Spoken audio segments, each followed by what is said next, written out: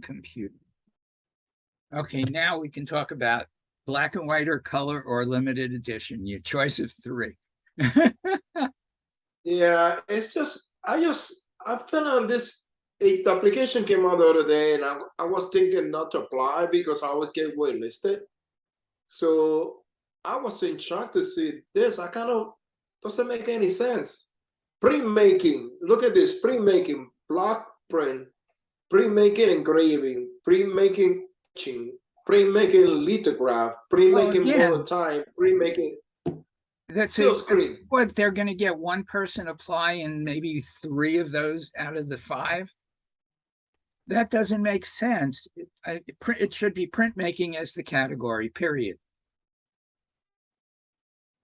It's And just like photography should either be color or black and white if that's how you want to differentiate. and look at this one: glass blown, glass fused, glass stain. Well, stained glass is a lot different. The others all require heat. I understand, but it's just like why you don't put everything on the It's glass. it's too much micromanaging the application. Jewelry, enamel, fine, mixed media, no precious, unit construction. Why you would want to have unit construction in a show? That's lends to buy and sell. Well, they probably don't accept the people that choose that category. Well, craft shows, they have things where they will make it for you right there. You know, wire work, they'll do your name in wire or something and hook a pre-made chain to it. Right. Same thing for some of the woodworker things. They'll make your name on a little plaque for you. But I wouldn't expect that at a fine art show. No.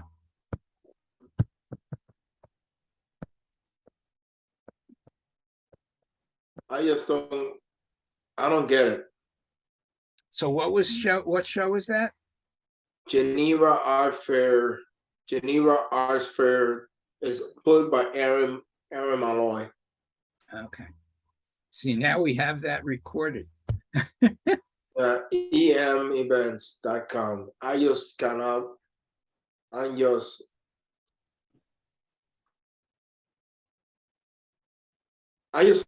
surprised. It's just like I don't understand what she's trying to do, but it's a show, her rules, who cares?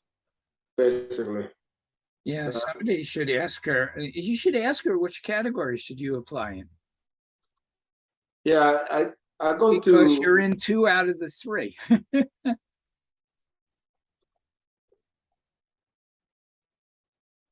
because I'm just curious.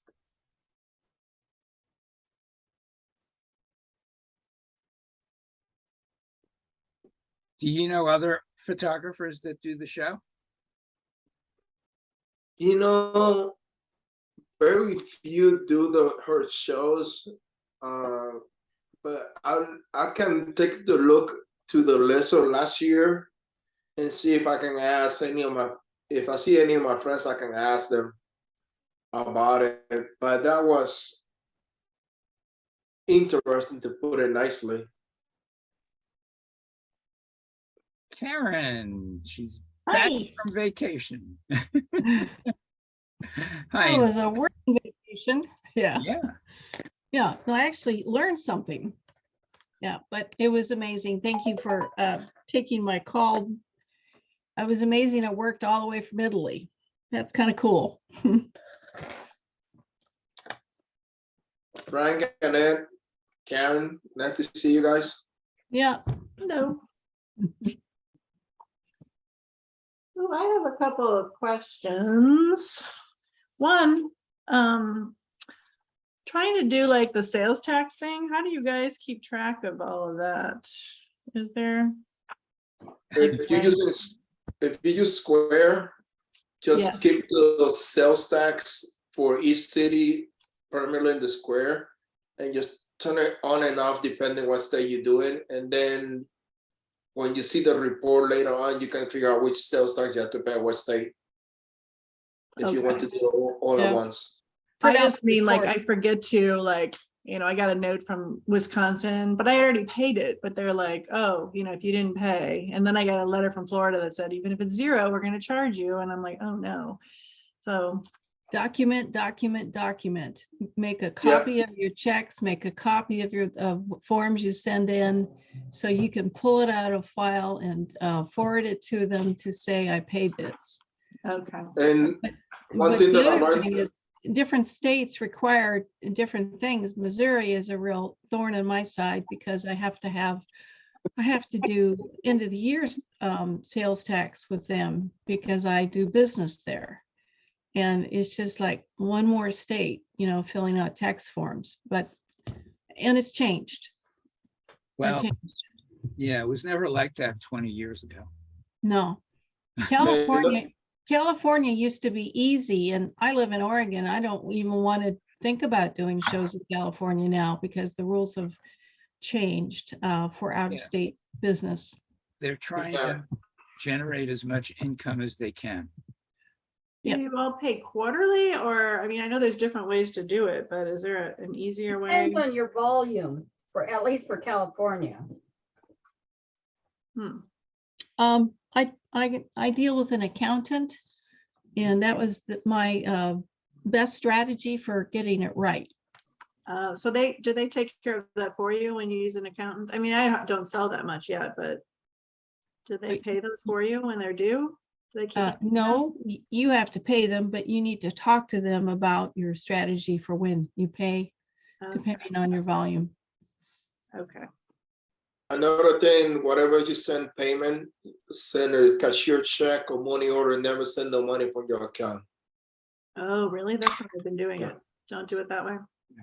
No, that's I from the experience I have, and then talking to one of my politician friends that told me that every time you pay to the government, you always send cashier check or money order, and you always send the certified mail. Yeah, I No. can believe that. Always, no matter where you send it, any place in the States, it's always certified mail, and don't use your personal account. So Only if you pay. that way they can't tell who paid for the abortion. California sales tax can now be done with a credit card, and you get confirmation from doing it online.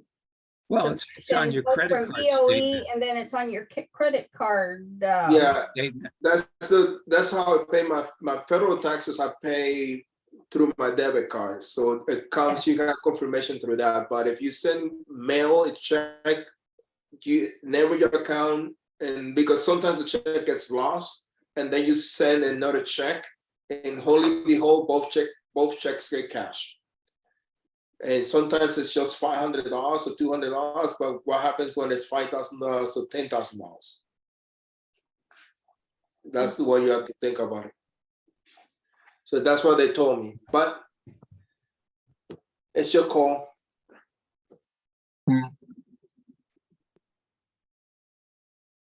Okay. I have another question Mhm. about, so I've been applied to a bunch of shows from Florida.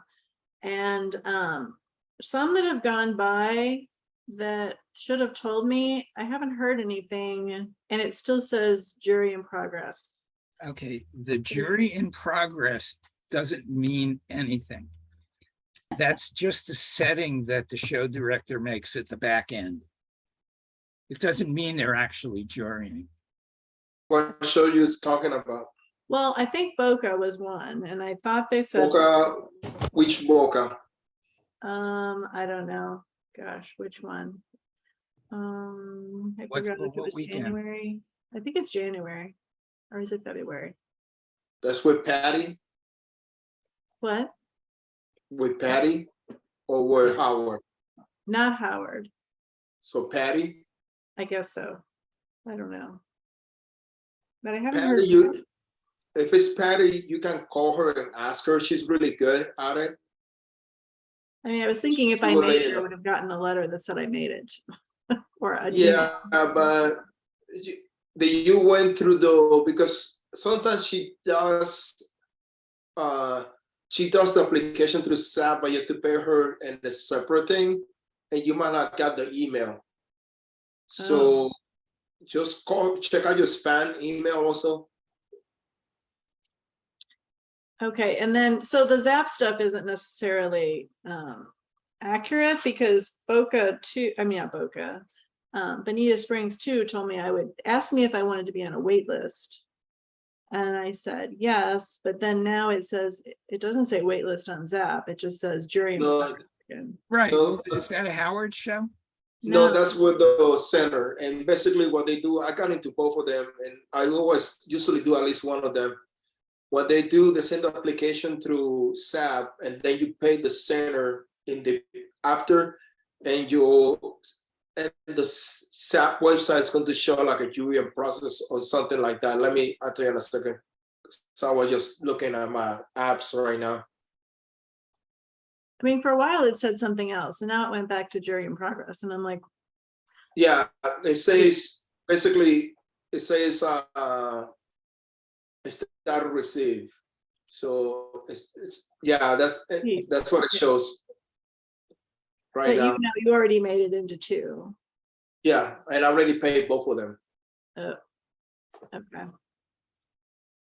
And the wait list for the shows, just to let you know, and rarely moves, so don't hold breath on those. So if you have a plan B, take plan B. Okay. Because last year I was hoping to get Bonita too, and I never got it because that was the only show that I applied for that weekend. And being in Florida for 9 weeks and not doing a show is kind of painful sometimes. Yeah, well, and I'm kind of mad because I was in the Howard Island 10th Street or Uptown, and then they canceled it.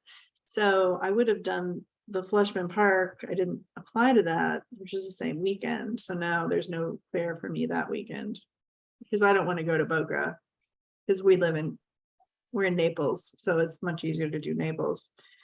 I don't know. Do you think they decided there's too many shows in Naples, so they just canceled that one and they're not going to have it anymore? No, I think that it's the city. Right. It sounded like they're going to move it back to Boca and they're not going to have that one anymore, didn't it? Or you don't know. You didn't. I don't know about that. That's a Howard show, right? Right. I think that the city is not giving, from what I heard, I don't know for sure, the city is not giving any permits to do any events until Christmas. So anything before Christmas, nothing is being approved by the city. All the permits are being pulled out. So basically you have to wait until January before you get any shows in. And they don't know yet about that. That's what I'm being told. But it's not an official thing. That's why you have to probably, what Sharon said, call the promoter and ask them. But I think that the people from Naples, they put the one with the museum, they open a Facebook group and they say that the city is, I think that's what I got information. They don't have no permits are being given before Christmas. So they don't even know if the show is going to happen at this point, but they think that it will happen. Okay. Well, I did get another email from the, what is it? Marco Island, where they said they're not going to do the fair this year. Yeah, I got that one today also myself. Yeah. Yeah. So are you doing Fort Myers? I got in, but I applied to Boca Museum already, and I already paid Boca Museum, and because I wasn't expected to get to Fort Myers, I don't do in Fort Myers. I did get into that. I was kind of surprised. But I think the Sharon did a solid to all of us, and she put us in. oh, that's nice. She had I the thought Sharon's not the director anymore. Oh, she's not. That's right. Sharon's in control. Who cares? Who cares who's got the title? But- Didn't it seem like she was in control when she was talking? Well, or a representative. Sharon talks very authoritatively. Well, she, what was she, director for 12 years or something? Mhm. That You was did a not a good criticism, job. a comment, nor an evaluation, just anything other than her personality.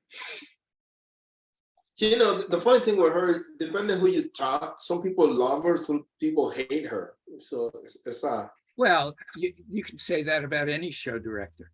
yeah, that's the same thing that I was thinking. That's the same thing with everybody, And it's always Yeah. I have a love-hate relationship with Sharon because I've seen her be when she was really cranky. So, so I'm just saying, and I heard people say, like, what's up with her? It's funny. So I just think that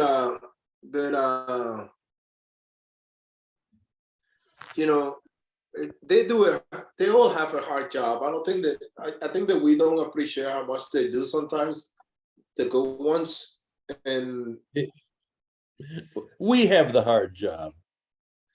I still think that more and more I see what they do, and more I'm going like, damn, that's a lot more work than I thought it is. But then we have it easy compared to them sometimes. But money wise, I think they do. I'm They never have- going to accept that as reality. We have it hard. They don't listen. Their store is only open for 3 days. We repeat that over and over again. Yeah, but it takes a lot of effort and planning to put the show. Even if you've done the show every year, you have to pull up the permit. What happened your contact in the city is not there anymore. Now you have to try to reach somebody else, get a report with that person. What about the police to control the area?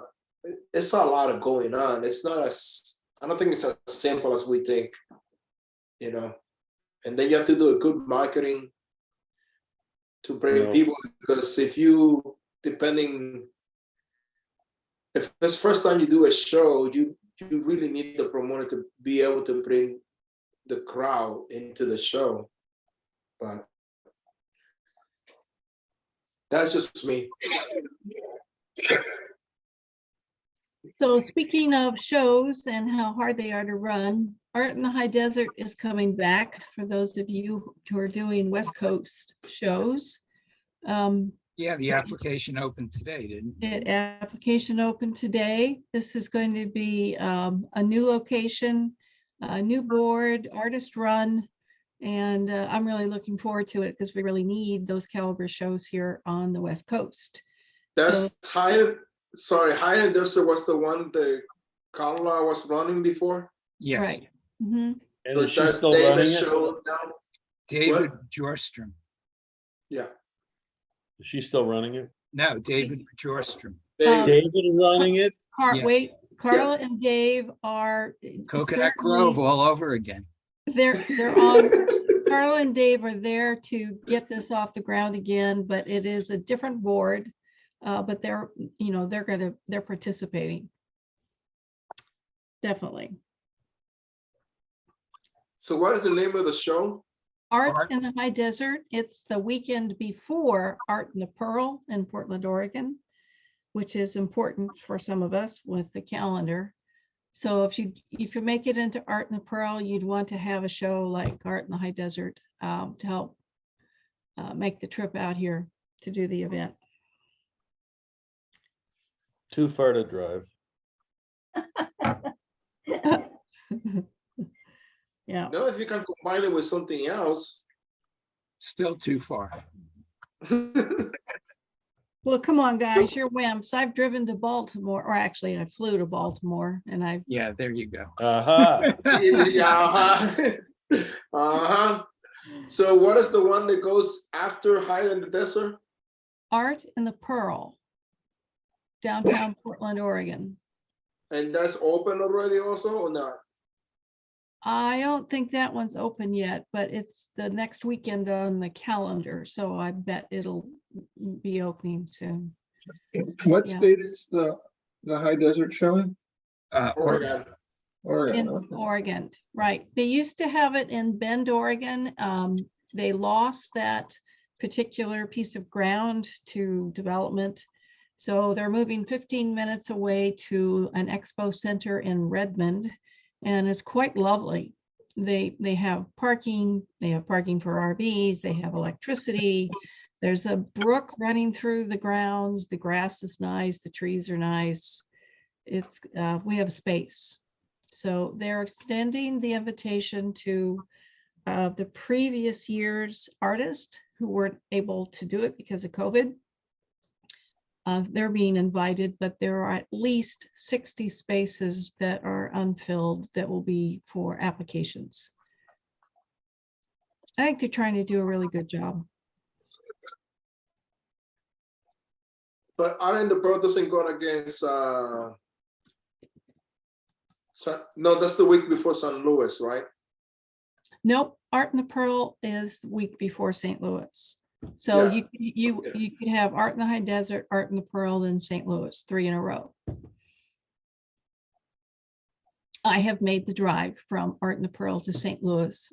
It's been dubbed the I know, Cannonball and that's Run. also that's not a fun drive. Nope, it's work. It's work. Even coming from this direction, it's not a fun drive. Oh my God. But you can do it because it's worth getting there. Oh, I will be coming home no matter what. So So, Oscar, when did you turn down your space at Fort Myers? the same day that she sent the yes or no. Well, when was that? Friday night. Really? Yeah. Yeah, Judy posted in the comments. She hopes more people drop out of Fort Myers because she's on the waiting list. But if I were That's you, what I would goes. call them and let you know that you're interested, Judy. So no, it's I drop off as soon as I could, because I knew I was not going to do it because I already paid Boca. If it was a normal year, I would have waited to get both results and then probably try Fort Myers. But I done really well in Boca, so I'm hoping that I didn't screw up, basically. So, Further away from where the storm hit. yeah. Oh, you need 6 images? Are you kidding me, David? Shit. Sorry. 5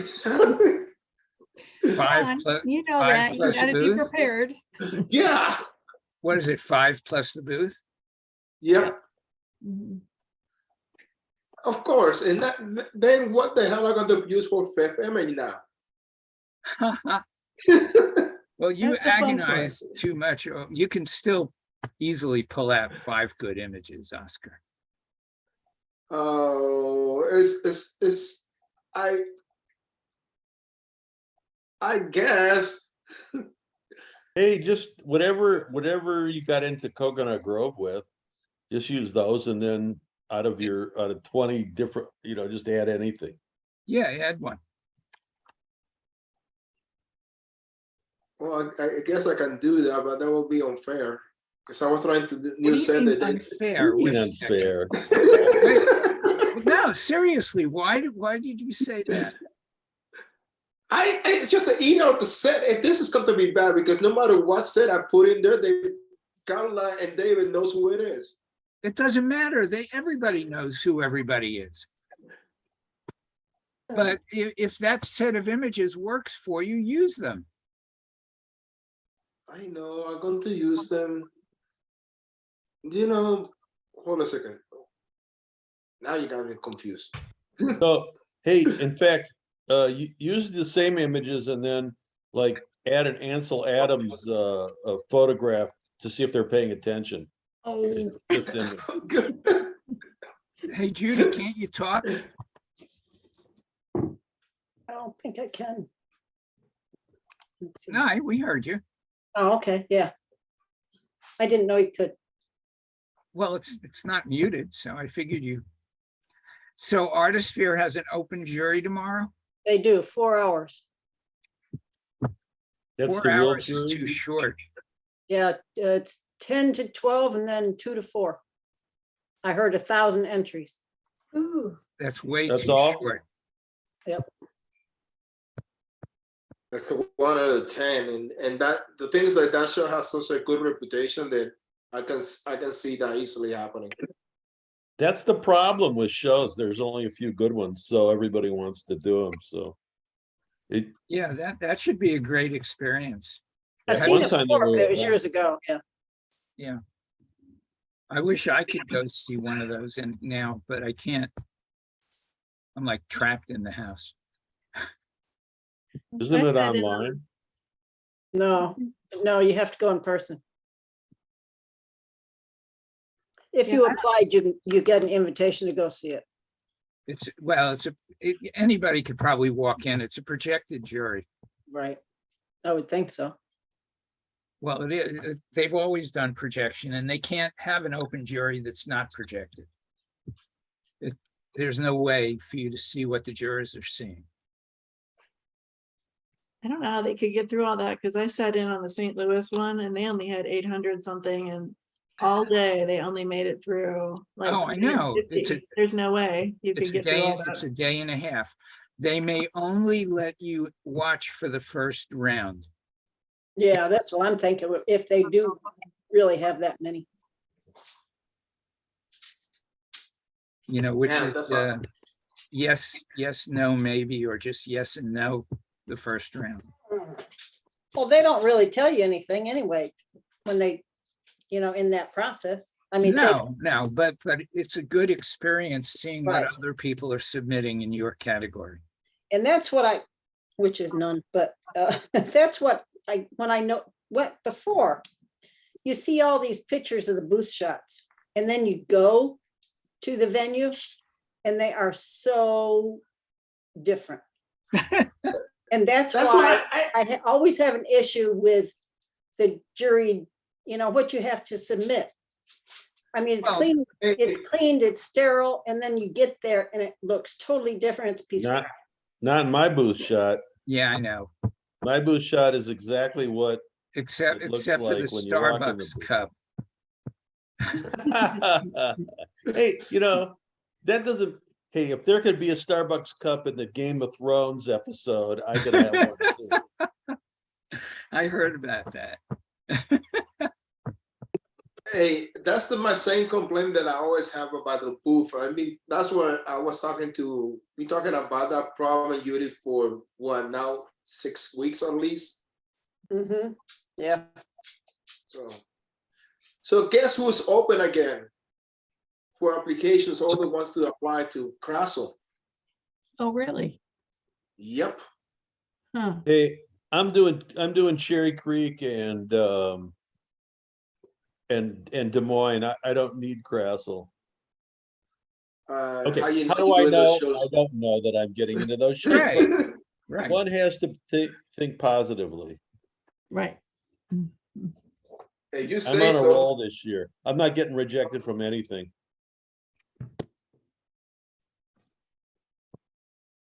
Oh my goodness.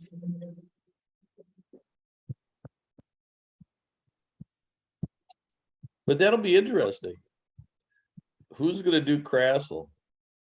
I telling you, it's going to be the same people that did it this year, and they don't. People. It's This is the only, problem with artists. They get treated like crap. They see other artists treated like crap, and they say that was not me. That will not happen to me. And they go and support the same show. And what they're saying, and in my opinion, it's like yeah, you can treat us like crap because if I'm making money, I will still come. well, it's only that handful of people at the end of the show where that incident took place that are blacklisted. Nobody deserves to be blacklisted. Mm-mm. The kid that lied deserves to be blacklisted. Right.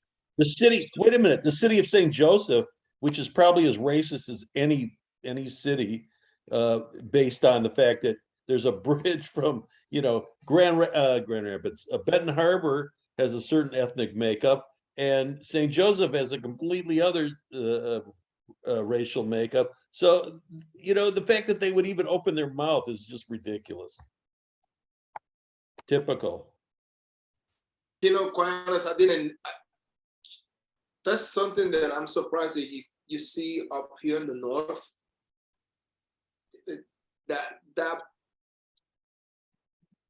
That's just crazy. It's what, 2022 now? We're going to 2023 and we're still dealing with that crap. Hey, listen, I think the North is way more racist than the South. No, in the north you see more. It's not a racist thing. It's more a social class thing.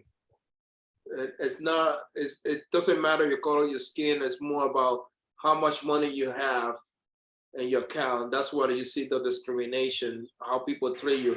They treat you like people low income. They always treat you like hell, and the other group get treated differently. But that's what you see.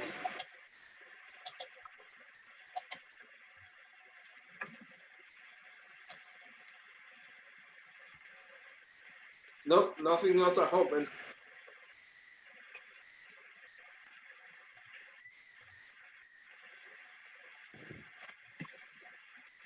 That's weird noise. That's a Yeah, weird one, yeah. It's that's gone. me. No, It's a that's not flood. me. It's that new loom. Yeah, so I went on this so-called vacation to Italy to learn how to weave on this obscure technology called a jacquard loom. And at first I really wasn't even totally interested in learning how to use these looms, but the idea of going was something I wanted to do for a long time. So I went with a tour group and their focus was on textiles. And it was just incredible to have access to be able to go through the doors into workshops, meet people, meet artisans. And this Florence is such an incredible place anyway. Has so much history in the stones everywhere. It was just a supercharged, fun time for me. I worked hard for 5 days to learn how to master a jacquard loom. I don't know if you can do that in 5 days, but I did get my project done. And so now I guess the whole point of having an experience like this is that I was experiencing some burnout from doing shows as long as I have. And I am just looking for that next thing that's going to get my brain engaged. And the work I had to do for this involved really things about surface design. It's about motifs, tessellation, and then dealing with like 300 silk threads per inch, and then figuring out how to get all those threads to move to create a shape that you couldn't get with an ordinary loom. We got some static feedback going on here somewhere. How does actually, how do they create the punch cards? There is a device. There's two ways to do it. One is with a hammer. The other is with a machine that looks a little bit like a piano keyboard with 8 keys. And you have to use software programs to translate your motif into rows. And then wherever the pattern shows up, you have to create a hole. And my particular motif had 40 punch cards. That was a simple motif. A lot of the more elaborate ones will have closer to 400 punch cards, and you have to keep them in order. But the punch card predated what we became familiar with IBM and punch cards. Right. So these looms have 2 mechanisms, but actually 3 methods of making things go up and down to create the motif. And those punch cards was the starting point for some of the data that they use for the early computers. So it's pretty interesting. Now, I wish I had access to a high-tech jacquard loom somewhere here in the States, but you know, it would cost about what you'd pay for a new car. So I'll have to go looking to see if I can find somebody else that's got one. Yeah. Anyway, I had a great time. Textiles are another way of telling history, and there's a lot of history. That's really interesting. You have to wait for the slideshow, right? Yeah, one small piece of this is I do hope to put together a program that I can present to other weaving guilds and get maybe a little bit of my gelato fund back if I can sell my slideshow to the guilds. It did, but the trip did what it was supposed to do.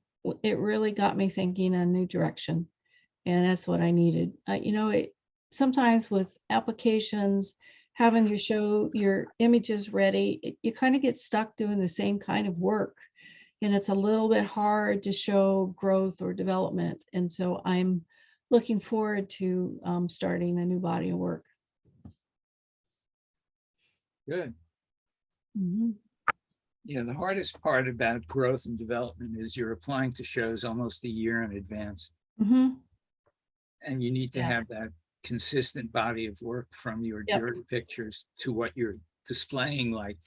Yeah, but A the good year thing later. is it takes me a full year to actually develop a new body of work, so I'm okay. We'll be all right. You They don't don't do call enough shows next year? I'm You take a year off? I'm only going to do 4 shows this year, when in the past I would have done a whole lot more. I have a hip replacement coming up this year, and I'm just going to not do shows this spring until I'm strong again. It's a minor inconvenience that I have to have a hip replacement, but I plan on being a bionic weaver before the end of the year. I already have 2 There's a replacements. subtitle for your website, Bionic Weaver. Yes, I know. The loom's not mechanized, but the weaver is, right? Yeah, I have. $6 million weaver. Oh, God, don't talk about that. Yeah. But I am quite aware that my profession is hard on the body. And so I've done some things this year to kind of finally take the lift off of my legs. I've installed an electronic foot pedal to do the lifting on the loom, and I'm hoping that will make a difference. I should have done it 30 years ago, but that's okay. Did they have it 30 years ago? Well, I couldn't afford it then. Oh, okay.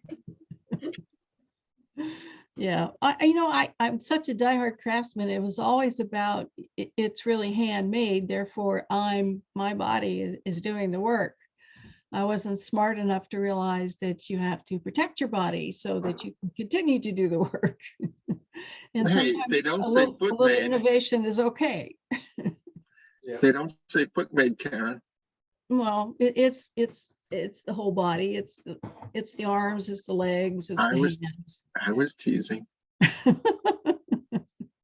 And boy, looking at those little tiny silk threads on those looms when they've got, like 150 threads per inch, that was, I had to get a new pair of glasses just for this experience. Very fine threads. I've never worked with that many threads per inch before. That's so you can cut those fabrics, whereas a lot of hand weaving, you can't really cut them. Well, you can cut mine. I make sure that I have a sound fabric. Yeah, it takes longer to weave mine, but it's about having good cloth.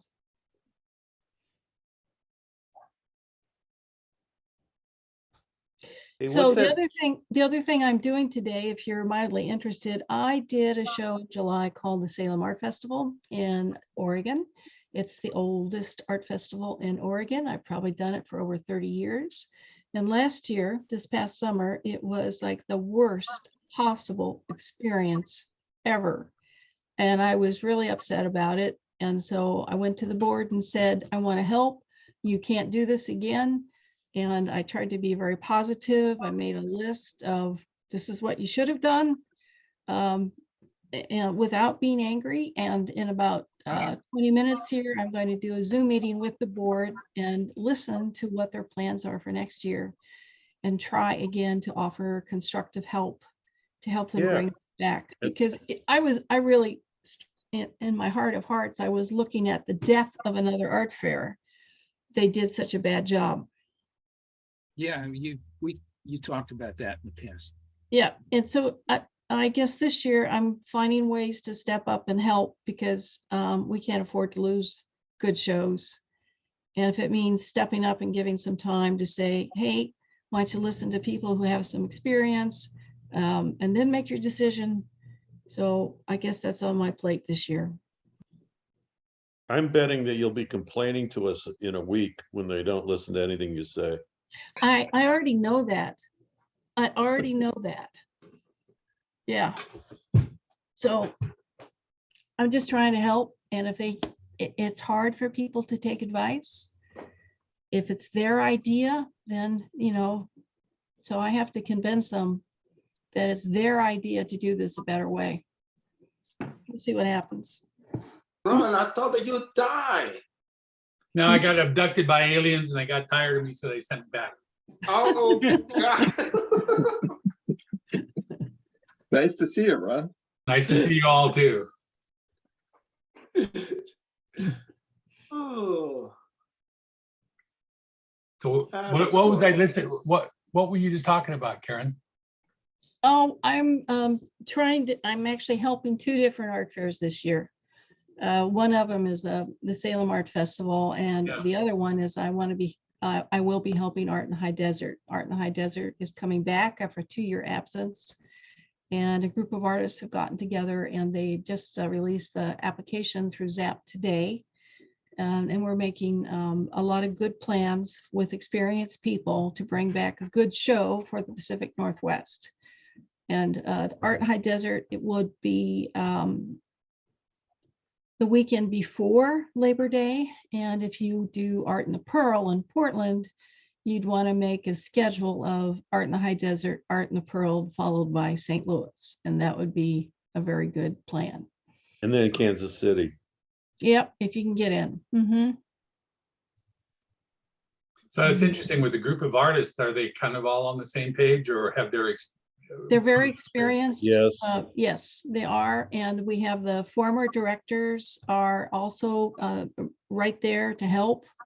So I feel really positive about it. They've had to change the location because of city development, but it's 15 minutes away and it's probably in a better facility that has adequate parking, electricity, it's scenic.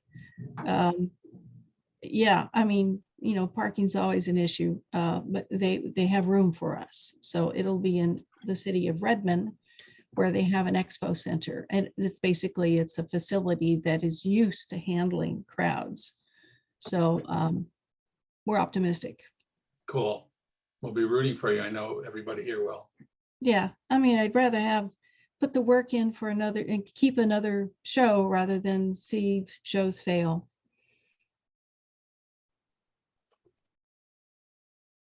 Is the jurying remote or you're gonna have to be there? I think for Art in the High Desert, it will be a remote jury. I have done this in the past for other shows. I like the in-person juries better, but I think because so many of the artists are on the board are in other places. So far, what I've heard is we're going to do it remotely. So you have to be on the board to be on the jury? No, that's not true. They're going to select a jury. Okay, I'm volunteering. I want to be on the jury. Just out of curiosity, do you ever discuss the possibility of having patrons of the art that live in that area be on your jury?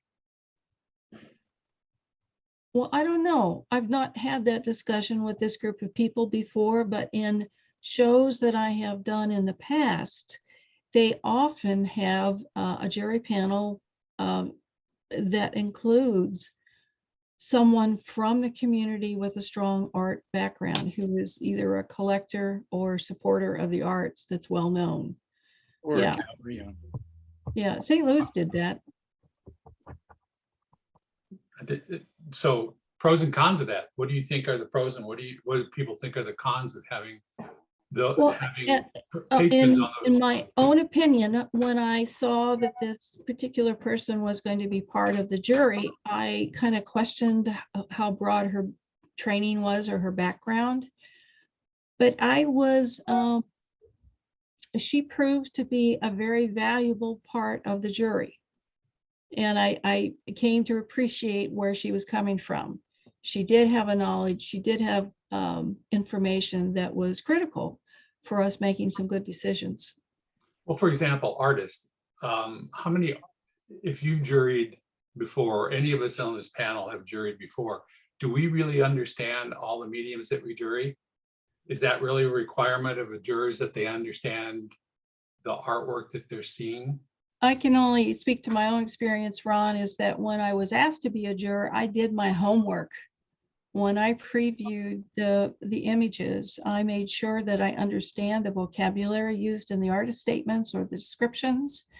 And in my particular case, because of my training, I have a much broader background than just fibers.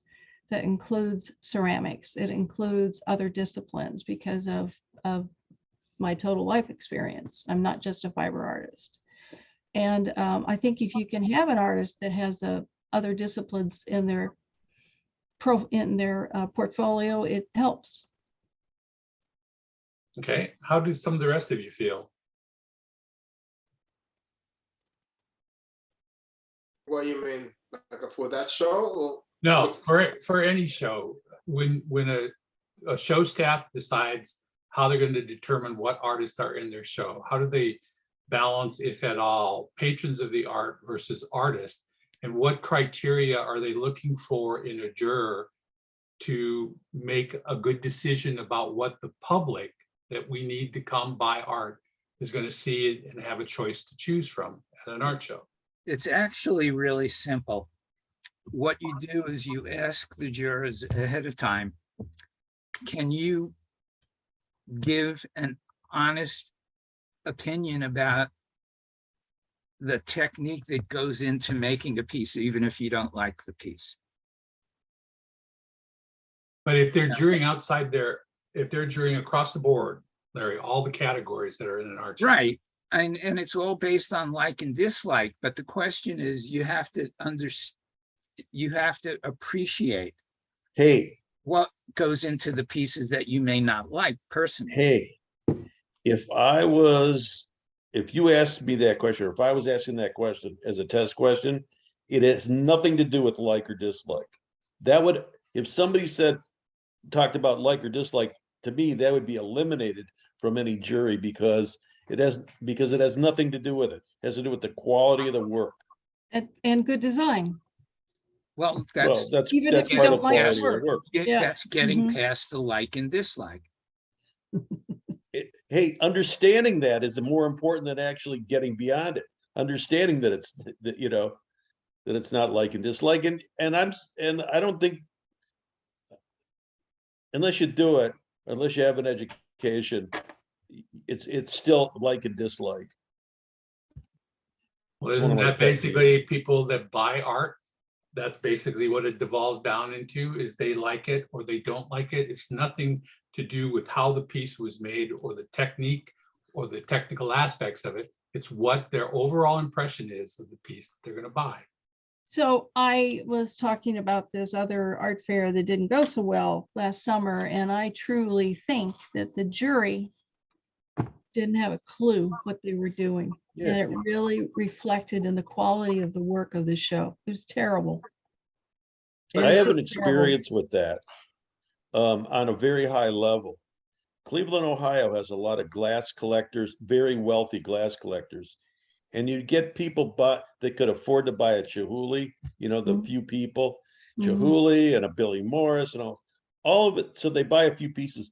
All of a sudden they're giving lectures on glass. They're now glass experts and they don't know anything about glass. I mean, it's really, it was absurd to me. Yet they were considered the experts. And with them, it truly came down to like and dislike, or basically they were an expert because they had the money to buy a nice piece. Okay. But nice what's piece the of- difference? and But what's the difference, Barry, between that and an artist doing the very same thing, thinking that they know what they're looking at, thinking they know something about the piece, or actually, and even worse, interjecting the fact that, well, they know that artist that makes that work. And Great then question, interject- because they aren't qualified either, you know?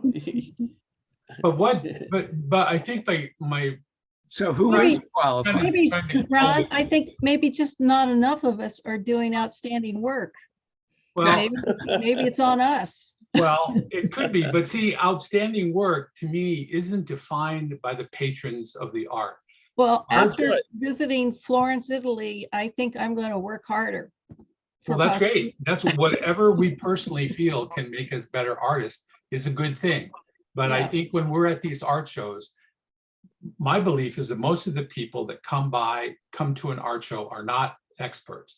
They That's right. don't, when they stop at your booth, they don't know who you are. They don't know anything about how you make your work, but they stop there because of fundamentally something about what you created moves them in a way that they didn't predict happening.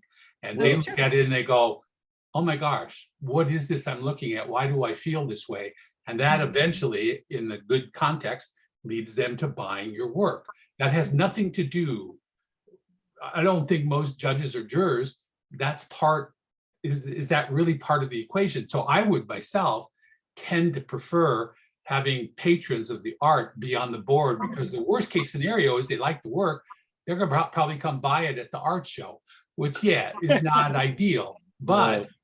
it isn't ideal that an artist sits there and goes like, yeah, I like the, whatever they do. And all of us that have listened to live jurors talk about why they like something, I don't like the mix of horizontals and verticals, or I don't like the fact they do still lifes, and then they also do landscapes, and all these different reasons that artists as jurors make, to me, bad decisions about what should be in the show.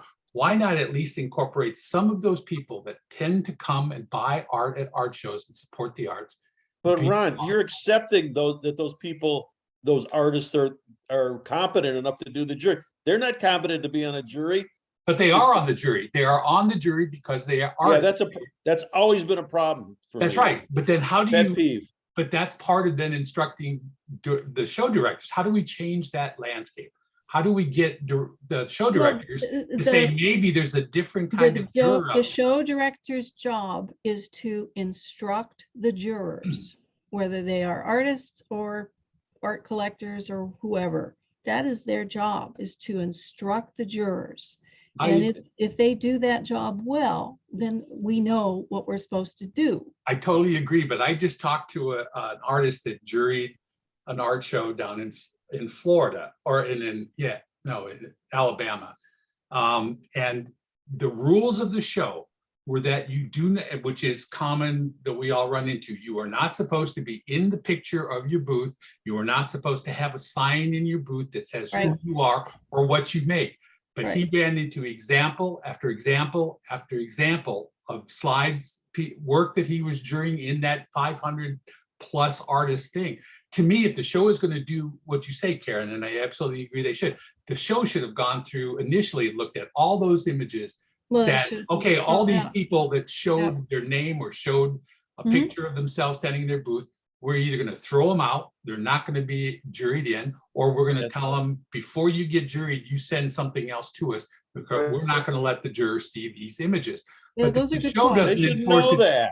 They should know those They things. should know that, but the shows don't. And I have Well, juried enough shows where the I'm show, happy to say that the jury information on ZAP for Art in the High Desert clearly defines all of those issues. yes, but defining it is one thing, enforcing it is another, and it's what you Right. say here, and it falls back onto the show promoters to Sure it say, does. we're going to, Right. this is our rules, we're going to make sure before the jury ever sees Okay, the work, that we're let going, me cut into this. okay, Here's the thing. Going to tell you from what I learned talking to different directors, and perfect example is Fort Worth. Fort Worth make a conscious effort to go through all the images, before they go to the jury process.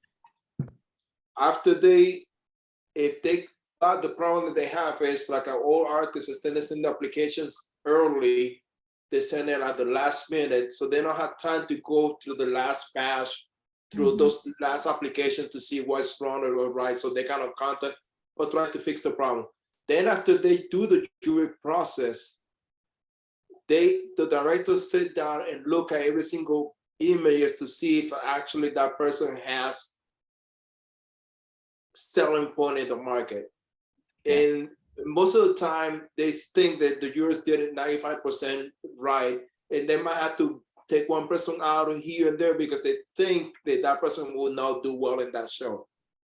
But that's what the director is supposed to be doing. So they're all doing all the things that you're saying, but sometimes it's not possible to do what you're saying. It's impossible. Like a Boca Because Raton the Museum, jury we have, pool is so poor for Yeah. a show that they are stuck with those But see, applications that aren't I well would- done. Kind of agree, or but they I don't have the time to do it. Yes, they do. From the Mhm. time that They got a whole year. That's exactly right. From the time the images first start coming in, when the jury is open, they can review everything that comes through, or they can have people that they're artists or whatever, just But somebody you're say, assuming that people are sending applications right away. But yeah, well, look at Winter But- Park. Winter Park, one of their rules is that you cannot use images that you have used in the last 2 or 3 years. And they always, as far as I know, they always catch that, always. They yeah, will but write they you only back and say, they only do that to the. That's what I'm trying to say to you guys. They only do that to the application that are sent in a reasonable amount of time.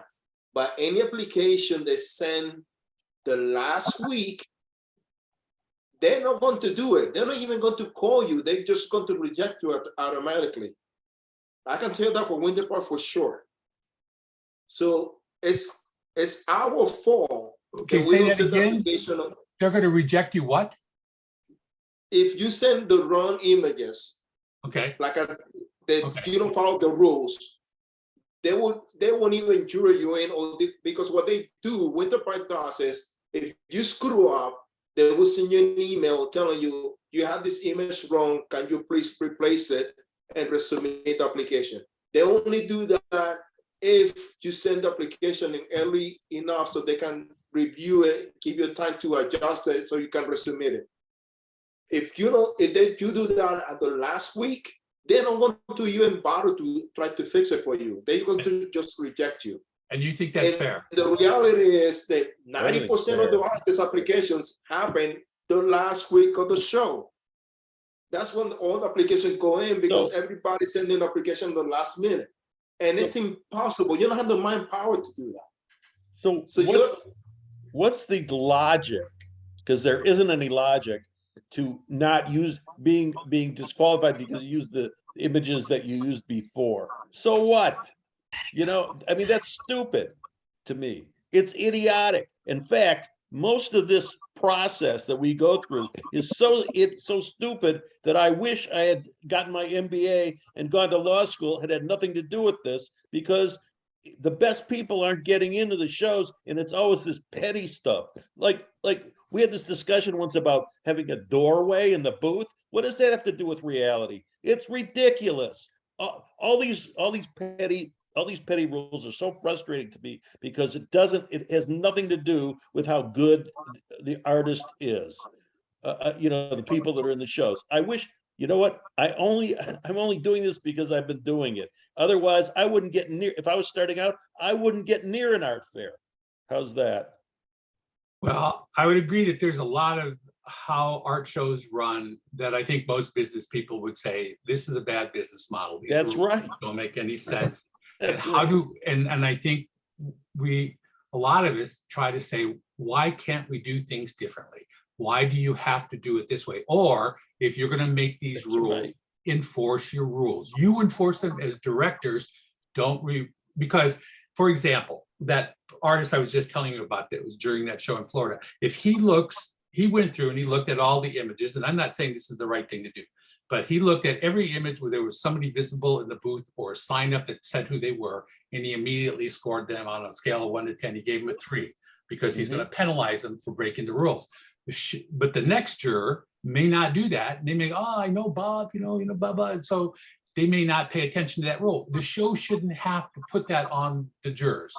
They should go through and say, we're going to go through first initially. We're going to take a screen. I know a lot of shows that do this, even with lots and lots of applications.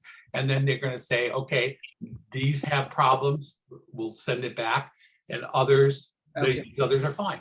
Because Let me then say the something. jurors are not empowered to make that decision.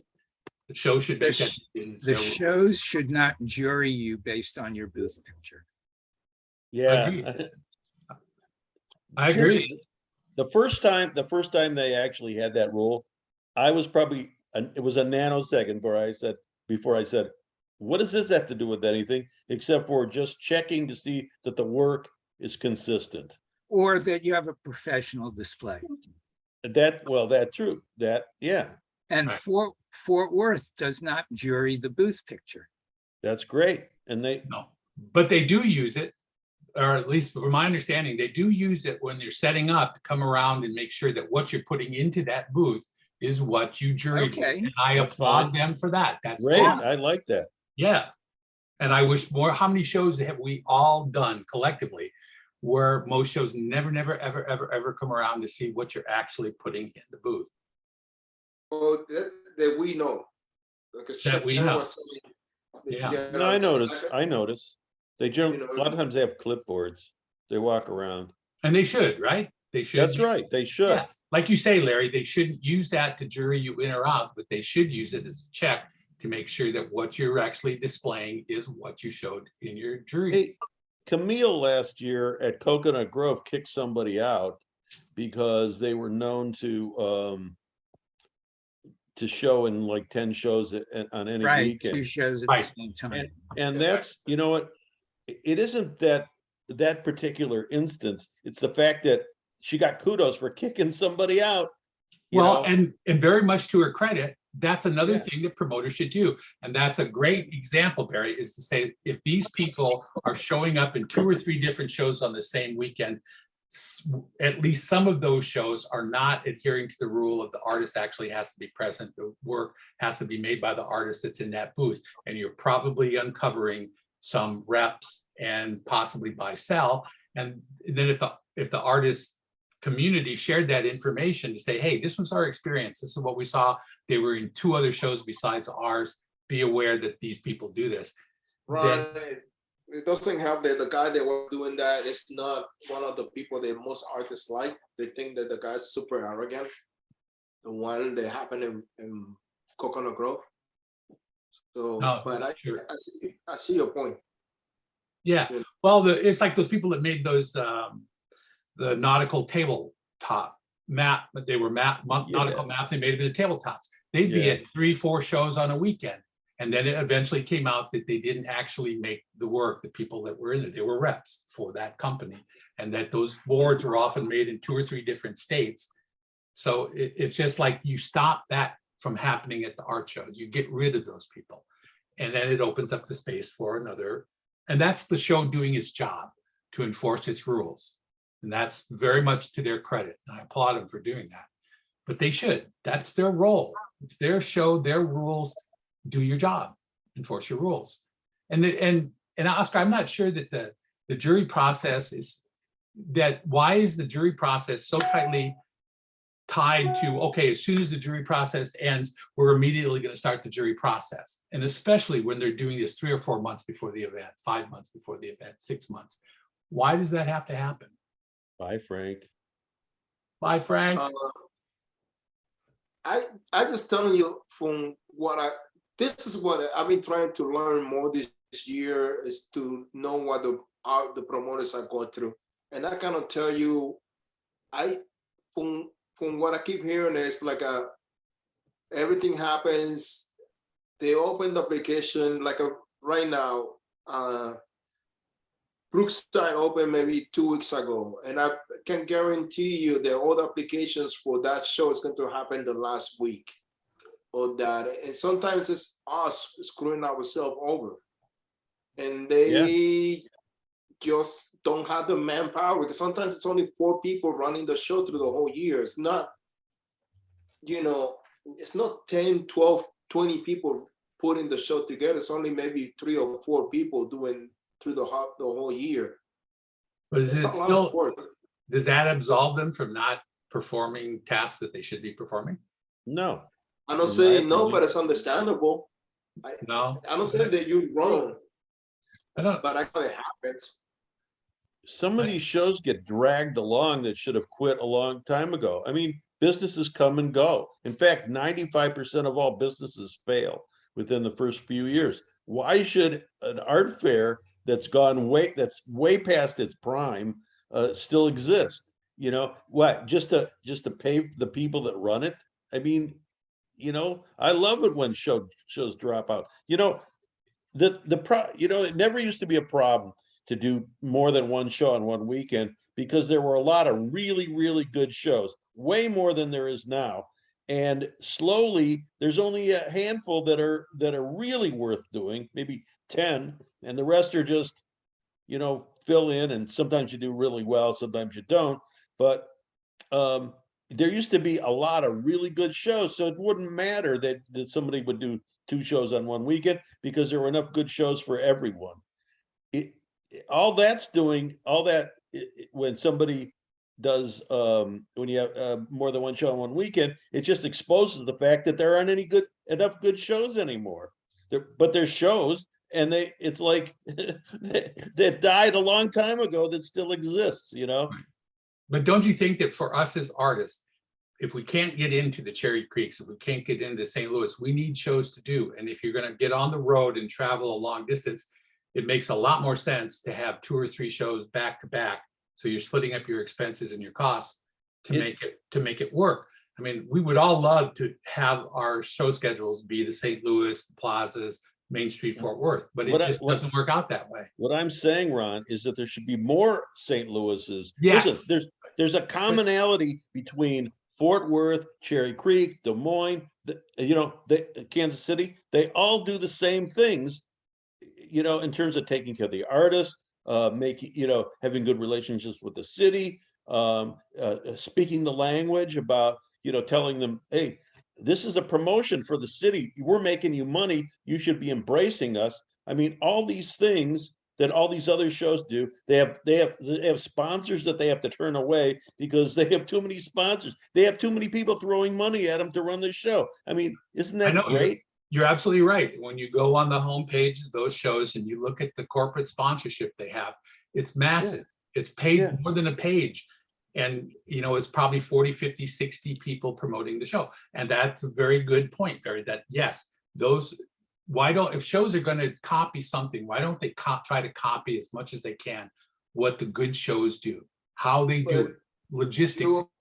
You guys are missing one thing. It's also, if the community doesn't care about art, doesn't matter what you do as a promoter. That don't have a show.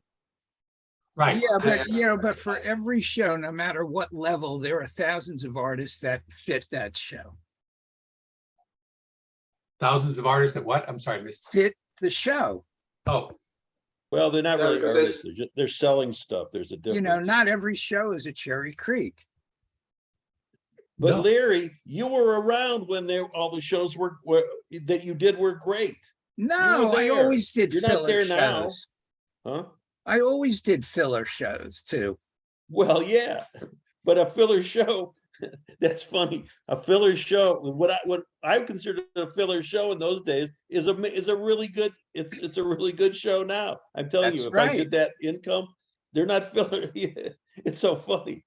It's just so changed. Well, but and I think to Larry's point, which I agree on this point, I agree, it's about finding our market, and it doesn't have to be a Cherry Creek or St. Louis. It would be nice if we had the opportunity to get in once to see if that was our market. But it's those filler shows often are our markets with our client base for whatever reason.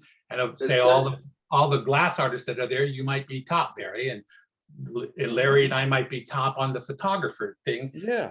But we didn't know it till we went there. But then the thing is, can we get past the jury to get back in there the next year? And this, again, to me, is one of the major failings of the show. How do shows assess whether they did the job good or not? How do they know what their patrons purchased, how much they purchased, who they purchased from? They don't know that. They don't. So next year, they turn it over to a bunch of jurors to make a decision of what artwork is going to populate their event, irregardless of what the people came and bought the year before. And that makes no sense to me whatsoever. Well, One artist made it real quick. One artist made the analysis once, and I agree with it 100%. He said that if you look at a show as a store, and every booth of artwork is Yeah. product on the shelves of your store, what store in America, and I think this is a rhetorical question, what store in America is going to survive if you don't pay attention to what sells off your shelves? And I think the answer is none. They will all fail. Well, you know, then you're catering to the mundane. You're catering to the. No, not necessarily. I see where you're going and it's a possibility, but I think as long as you make your rules and you enforce your rules, no buy, sell, no reps, all that kind of stuff. So all the work that gets Okay. on the palette that for your jurors to look at meet your requirements. And I think those need to be there because I don't like seeing buy, sell. So Rod, I think you were there at this, when the first 10 years of doing shows, and really even still now, I still do it now. I educate people that come in to my booth. You know, Mhm. I tell them what I do. The education was part. I always thought that was part of our job when they Well, when they, you know. Yeah, And but do you think- go ahead. at first, the first, I wasn't here in the 70s. The 70s were actually the late 60s, 70s were the beginning of this. But all through the 80s, you had to educate them on what you were doing. And everybody did that. And it was just known that this is what we do. But say in the last 20, 25 years, how many Yeah. people that buy your work ask you first and talk to you about what you did versus they just like it. They just come into your booth, they stand there, they touch it, they pick it up, they look at it and they go, oh, wow, I like this. How much is it? Okay, we'll There's take two it. type of customers. There's one that it's like or not like, and then there's the ones that actually want to know that information. And the two don't mix. If you try and educate people as to what you're doing, but they're the other type, they just want like or dislike it, their eyes glaze over. You can't, Yeah. you have to actually you have to look at them when they come into your booth. And if you start talking and their eyes are glazing over or they seem disinterested, then you have to stop and, Yeah. so.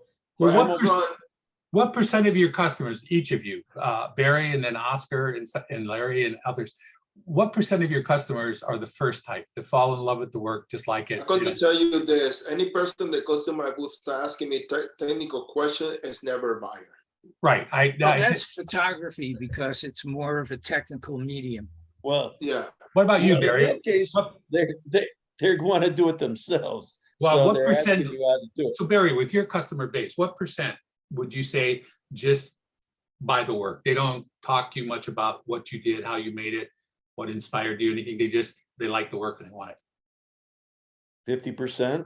Do potters stand around 40%? talking? Do potters stand around talking to each other about how they make their pots?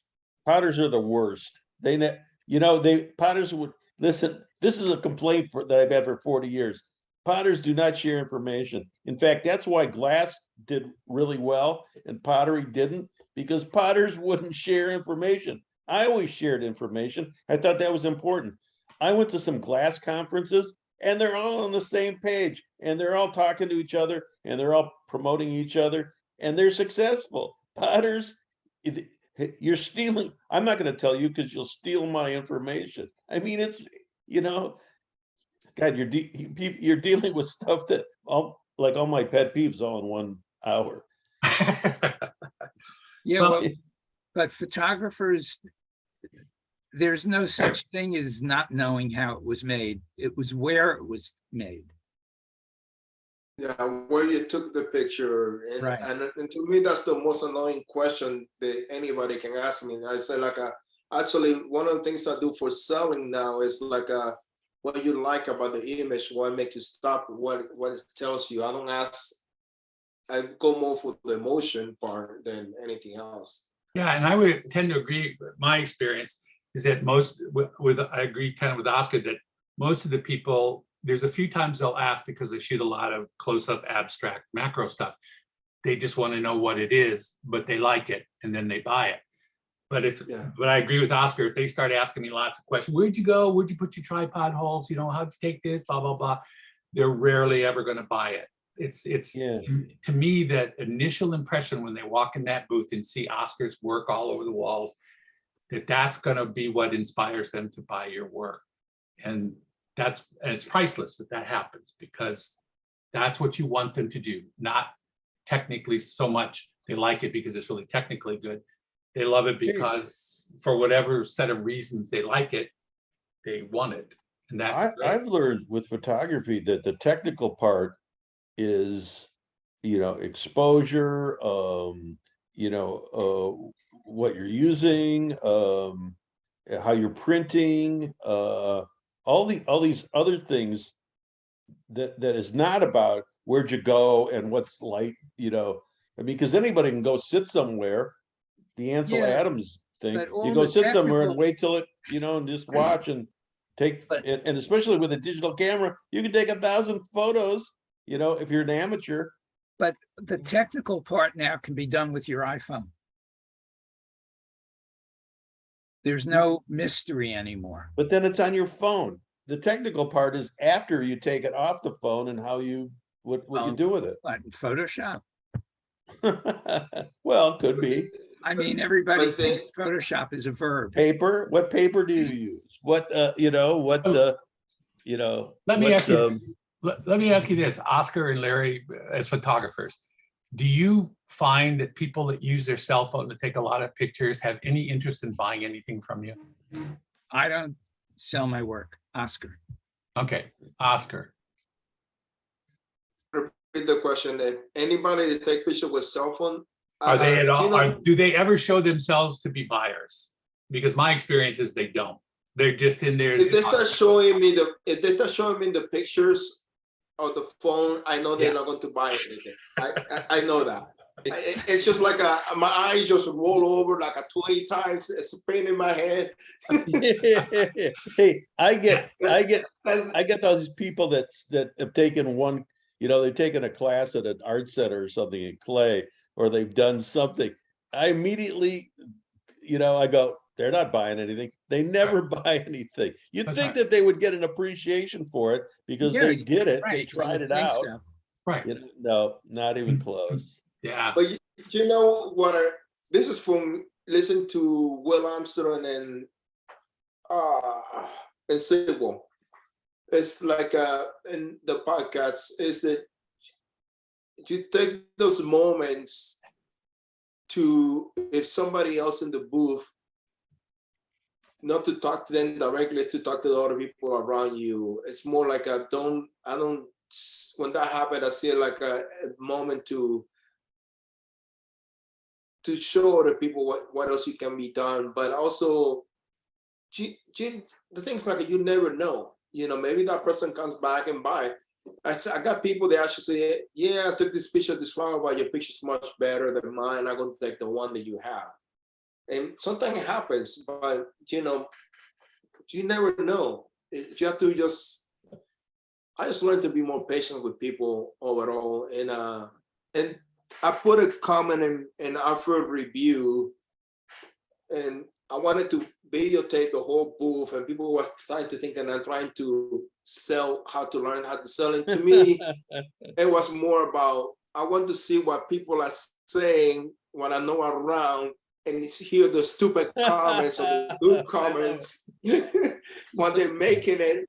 Because then the people are going to say things that when you're not around. So that's when you have to really sit down and see what people are saying and doing. But people think it's about selling. No, it's more like I want to see what people are saying in my booth when I'm sitting outside of my booth.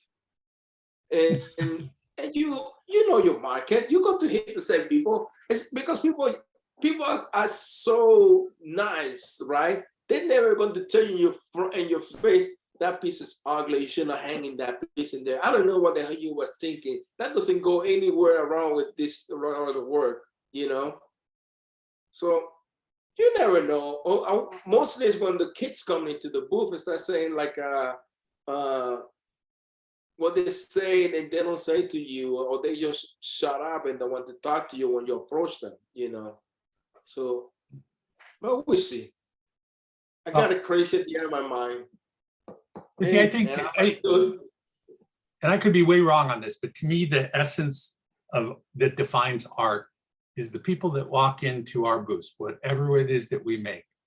And they don't need to understand how it was made, where it was made, anything about that. They just look at it, they pick up various ceramics, they look at your photography, and they look at the paintings and they go, oh my, and they may not even speak out loud, but you can tell by their reaction that they're having an interaction with what you made.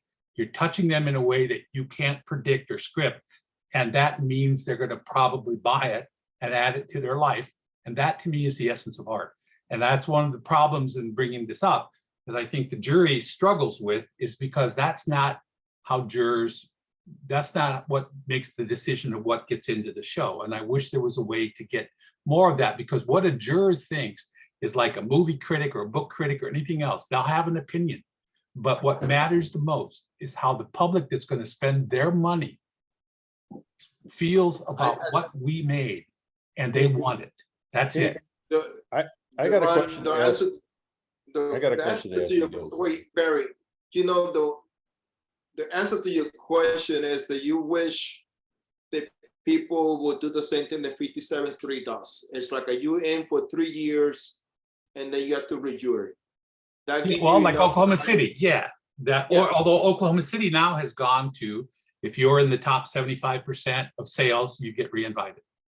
Because Yeah, the public said, yeah. we like your work. And I like that. Yeah, that give you enough, because in 3 years you will know if that show is good for you or not. Right. And you But can drop and it. and the point is, at the end of any show that we have ever done, how does the show know how well the show worked? And the only shows that I know that do that are commission-based shows, because they have the stats. But how does any other show know how well the show did, who the patrons bought from, how much they Well, bought? if you fill up some of the shows that you fill out a form, they say how much was your sale, good, bad. They don't even tell you the number. They say compared to other shows where you are. And I think that in some shows I heard that actually they keep that in mind when the evaluation comes in. Like if you, for X squared reason, you are in the wait list, you will be one of the first people that they will call. Really? But Wow. yeah. So Barry, you said So- you had a question. You said you had a question, Barry. Yeah, and the question I'm going to I never answered, Ron. I never really answered your question about who buys my work. 50% of the people, I think up to 50%, are repeat business.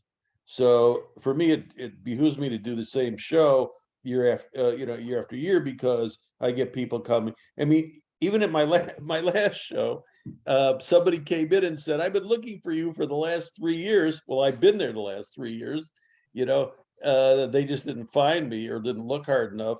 And they bought something. They finally found me. They had been looking for me, but many of my customers are now repeat customers. Oh, that's great. Now, Yeah. if they came back and asked you that question, oh, we haven't seen you in the last 3 years, and if the answer to that was that you had gotten juried out, see, does that make any sense to you, to any of us? I probably wouldn't say that.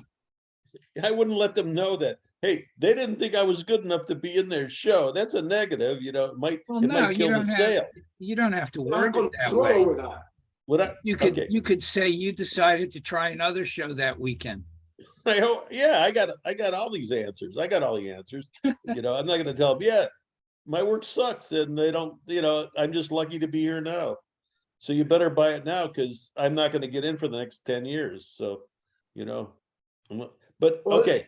My question what I was, say? how much repeat business do all of you have when you do a show? How many people come? I don't think I get all that terribly much, because I think what I see with two-dimensional work, and I think painters may have the same issue, is that if they're looking for a piece to fill a specific spot in their house or in their business world, that one piece, when you fill that spot, that's all they're probably going to look for. That's what they came to find. There are others that will be repeat customers, but the big pieces tend to be Well, not returning very much. That's I'm my just talking experience. about pieces. You know, all of a sudden, more than, if they have two pieces now, they're collecting your work. That's right. They're big. You know, I mean, how many pieces do you sell where you consider that now they're collecting my work, Well, anyway. most of the time, that for me is corporate people, like when they're doing a boardroom or they're doing work in the entrance to their office place, and they're going to buy 3 or 4, 5, 6 pieces. Yeah, but for people at home, that's much more rare for me personally. There are some that will do it, but maybe less than 10% of the people that buy my work buy more than one piece. I can tell you from the installations, it's really rare that you see a person that has more than 3 or 4 pieces from the same artist. And usually they have one piece that's a statement piece, and then they put like what we call small pieces in someplace else just to fill up the wall because they like the artist. But it's Yeah. like you said, they have the statement piece, and then after that is It's if the they buy bathroom. something else, it's to be the bathroom, Yeah, the hallway, a Yeah. small place in the kitchen, or spare bedroom. the bed. And no, because in the bedroom they still put statement pieces. No, They I mean sometimes- the spare bedroom, not their living. even the spare bedroom. I love it. And Larry, when you used to do shows, what was your experience with how many people would you say were repeat customers for your work? Two-dimensional. A lot used to buy from me every year because they bought it for gifts. Yeah. Yeah. They're not just buying for themselves, they're buying for other people. Okay, what about you? Because Annette? somebody will come into, people come to their house and, and they'll go, wow, look at that. Who Yeah. who did that, I mean, Yeah. it works. It's funny, I have a quilt maker that I photograph her work. She was just here yesterday. I had posted one of my clown pictures a couple of months ago, and she freaked out. She had bought the clown pictures from me before her 35-year-old son was born, when Wow. when she was decorating the nursery. Yeah, we're getting to that point, aren't we? What about you, Annette? You do paintings? Well, I was doing Painted paintings, but now I'm balls. doing those spheres. Paint I- balls. I don't have very much experience selling because I've only done a few, but I did have, interestingly, someone bought a piece in this little gallery in this mall that's like going out of there's nothing in the mall except art galleries, and someone had bought a piece in there, and I was at this art show at the Shaw Art Fair, and he said, oh gosh, I've been looking for you, so he wanted, and he was buying his stuff for gifts. So I think he bought a Mhm. tree and then he bought more. They were all gifts.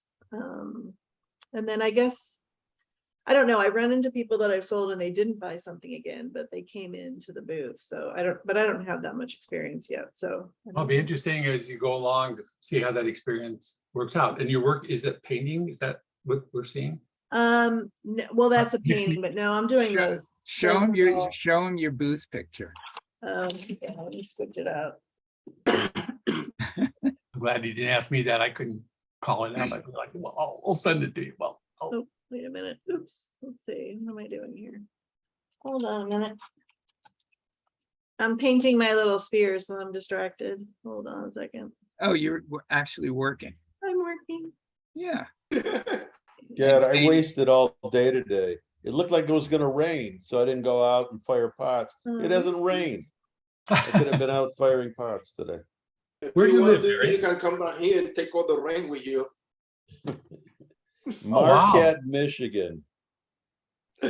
Yeah. Okay, We Looks need great. it here. there we got that booth shot here. Looks great. Yeah.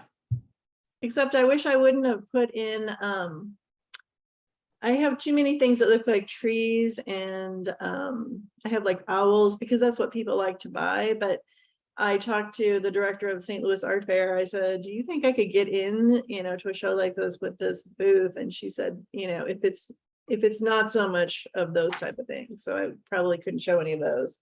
And Wow. more like You- abstract type things. You but- were at Lohmeyer, weren't you? Right. Yeah, yeah.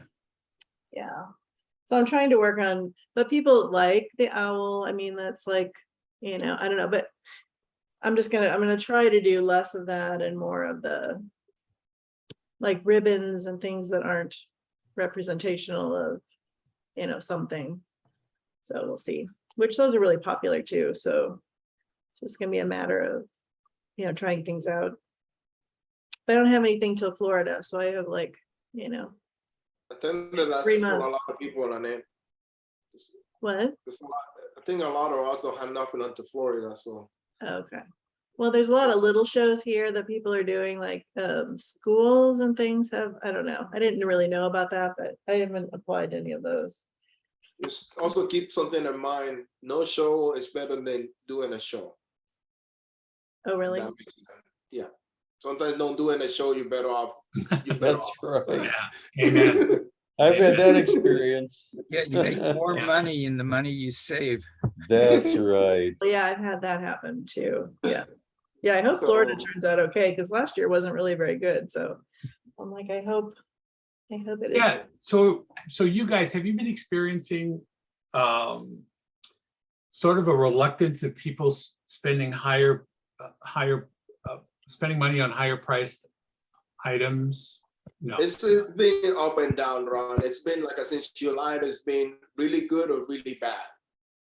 It's not nothing in between, and nothing makes sense because in areas you think that people will not be spending money are the places that people are spending the money, and people in the areas where you think you have people with more money, they're not spending the money. So I can't even tell you. It's really confusing.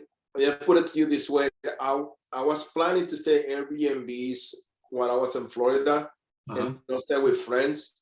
So I finally called one of my close friends, and said, "Can I stay with you guys for 3 months?" And they say yes.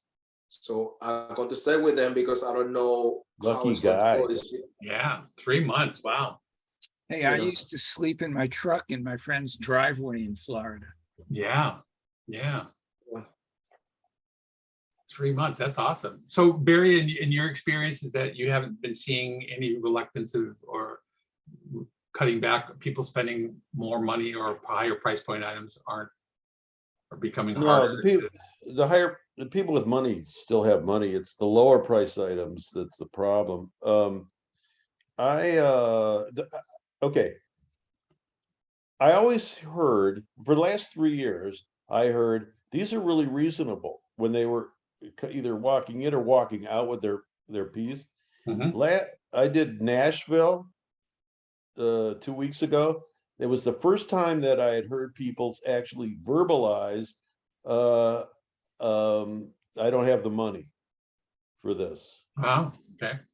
So, but we were talking about $150 piece. So those people are the people that have they're more middle class. The people with money didn't hesitate.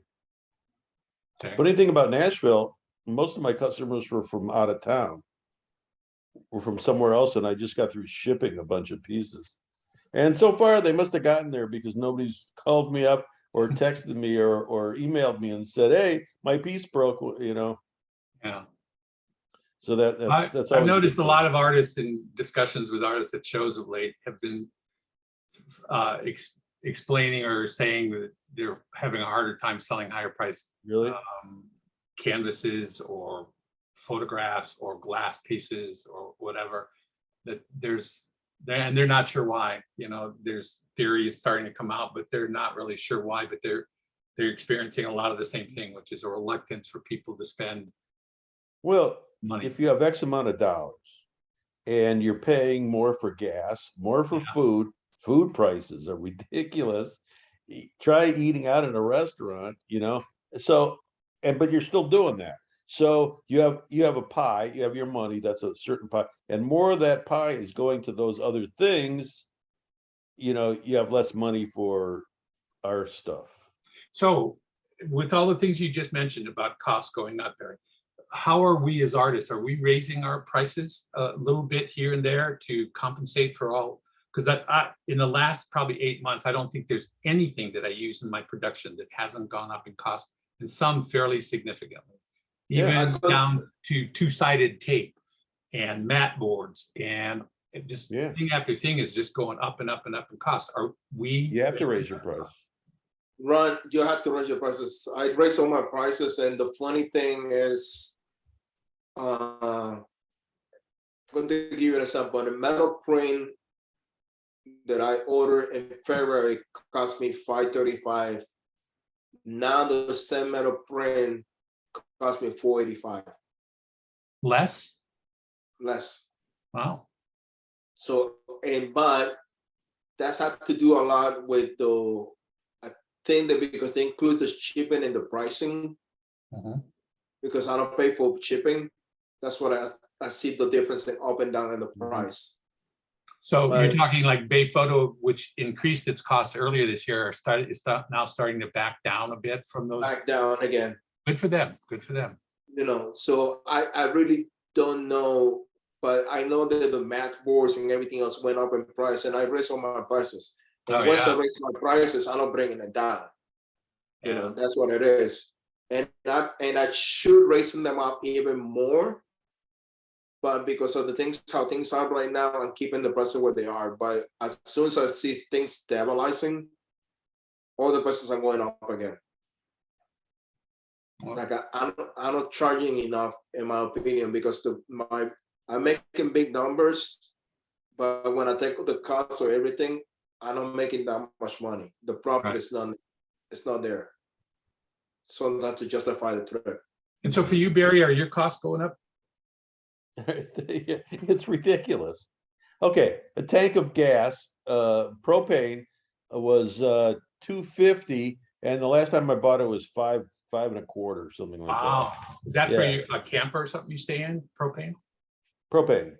Yeah. And you know, it's funny because I inherited a lot of glazed materials, raw materials from people that retired and stuff, and they just gave me. So I have kind of a lifetime supply, but of the stuff I buy, yes, it's gone up like maybe 30%, you know, Yeah. copper carbonate.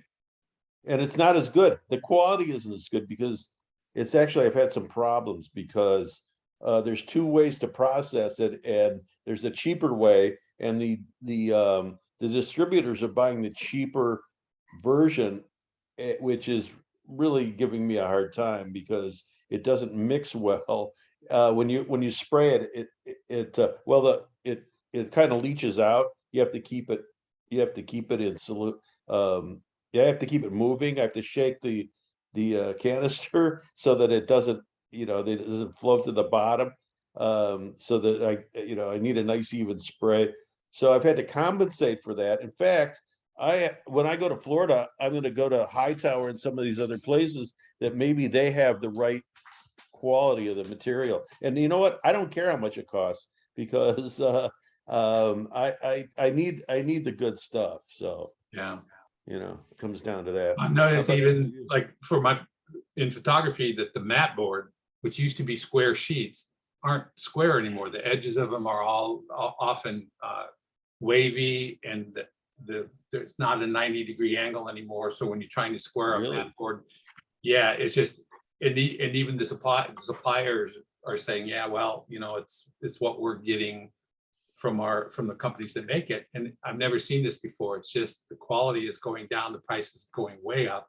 That's unacceptable. Yeah, it really is. But then there's no plan B. It's It's just because all the mat boards are made by Crescent now. right, and Bainbridge and all that. And I get some from Larson Jewel, and God, the foam core's gone up from like $59 a case to $99 to just over $100. The mats that I use from Larson Jewel have gone up.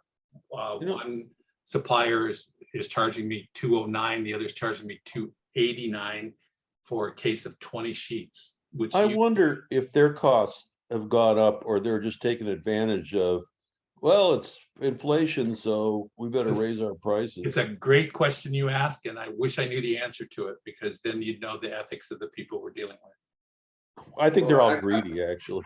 I think they're, and you don't have to look past the car companies to see that. Less selling and record profits. Well, I'm sure the gas companies at the end of this year are going to declare record profits too, don't you? It's not. Yeah. Already have. Yeah. They already have, yeah, right. Yeah, and we're not seeing that, there's no benefit to us for what's happening. Unless you can get unless you raise your price and get that price. You have to raise your prices, Ron. And I have a good year, and I did better than last year, but I raised my prices as soon as I started seeing what was going on. I raised my prices. Yeah, There was no way around it. It was like I couldn't, because it started happening. This is the thing, that everything's been going up for the last 4 years. It just went crazy in the last 2. But what made me raise the prices was when I was in Florida, week to week, I would keep seeing the prices going up, and I couldn't keep up. Mhm. It was like at one point, I did Boca Museum in February, ordered for 30 by 45, it cost me $505. Went to Coconut Grove 2 weeks later, and the same print cost me now $540 in less than 2 weeks. You don't have enough time to even adjust to that. Yeah, No. here's a thing, and it has to do with the verbiage of what you're hearing, of what's being spewed out to you in the news and everything. Okay, they've said they call it inflation, which it is, 8.5%. Actually, it's probably a lot more. But when if it's going to come down, they're calling it a recession, which is negative. So, but really it's deflation. If you have inflation, it's deflation, not recession. Deflation is just the prices are coming down based on their costs going down. It never happens. I'm afraid those prices are, once they increase the prices, that's the price, even if they're paying less for materials and stuff like that. and that So so how does that apply to us as artists if we raise our we're price? getting screwed. Well, The no, we as- the end user, no matter who and where and what. But I'm is the saying one if- that is paying more for everything. Right, but Yeah. if we raise our prices because we're paying more for all of our materials, if those material costs actually do at some point go down, like Oscar was saying, do we then lower our prices too? No, you can't. No, once you go up, art is different. That's Once you right, price your that's prices, right. you cannot go down. You stay where you are. You can discount it to somebody, give you. What I do sometimes is, if somebody comes, I ask him $1,500 for the piece, and I say, "Will you take $1,400?" Of course, I'm going to take the $1,400. I'm not Yeah. going to die for $100. But I'm not going to price it lower. Yeah. So, because some people actually do pay full price in some places, so you have to be honest with people, But I don't know, Ron. It's everything right now. I'm not scared, but I would say I'm concerned because there's nothing. It's really hard to predict what's going to happen. There's too many factors going crazy for the next, probably, I would say after the elections, we might see a totally different attitude, or it might be worse also. Well, I think for a lot of us that do two-dimensional work, there's that nagging fear of 2008, what happened there with the banking, housing, credit crisis. That was a real blow to a lot of us, right? It was a blow to me. You too, right? Yeah. And if If you that's what we're going to experience again, that's disconcerting because there's I nothing don't we think can do. that's not going to happen. Okay. I don't think it's going to be that bad because they've done a lot of things to prevent that happening again. But doesn't mean that people not going to be spending money, because artwork is something that you want, it's not something that you need. And you always have to keep that in mind. Like people don't want to spend money and when they have to. Let me put it to you this way. This is the thing with economical class, right? If a person that doesn't have enough money, they have to keep 1 or 2 jobs to keep a roof over their head, doesn't have time to spend time with the kids schooling. So there's, depending on the needs of each person, it's going to change things, you know. And those people that make a lot of money, they still have big expenses. You know, don't think that because they make $20,000 a month, doesn't mean that they don't have a $10,000 or $15,000 mortgage. you know. 20,000, more like $200,000 a month. Well, you get the idea, but you get the idea. Well, and if the show, and see if the better that, going back to what we kind of started with, the shows are better at promoting and targeting an audience that has money, upper middle class and up. This is less of an issue because the people that come to the event will not be as constricted by finances, correct? Yeah, and that's the thing that I always wonder about. That's what our channel was saying. If artists do this thing in Facebook, it would increase more traffic to every single show. But the question that I think that Allison also said that to her, if she ever put a course or teach us how to do it, I will be happy to sign for it, because I would like to know how to target people that make money to come to the show. Right. You know, I'm hoping that the show does that, but I would like to do that myself also. Right, and because I think one of the problems, though, there's also, I'm sure, very upsides to it, but when you try to target people through Instagram, Facebook, whatever, and you bring them to the show, you're bringing them also to your competitors, other people that do the same kind of work. Yeah, I know, but That's all right.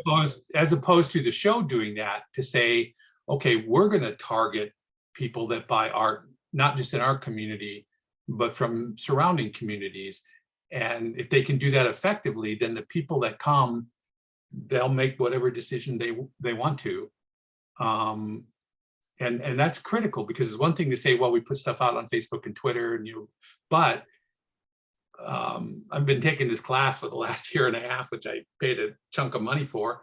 And it's what they teach you is it's really all about developing what they call the avatar. Who is the customer? And then defining that and then targeting that through their promotion campaigns. And if they're good at that, they can bring in buyers of art with money. That would be great. But a lot of these shows don't get that. They just put stuff out on Facebook, and it's like, so what? So it's a social media, and a lot of those people won't even come to the show. And then a lot of others don't have any money. But if they did target it, the people that show up are going to be much better placed to be able to afford to buy what we have, regardless of price. That's what she was saying, because she was trying to say that when you do an advertising, like, you have to do target people. And if she does that, and although artist does that, it will bring more people into the show.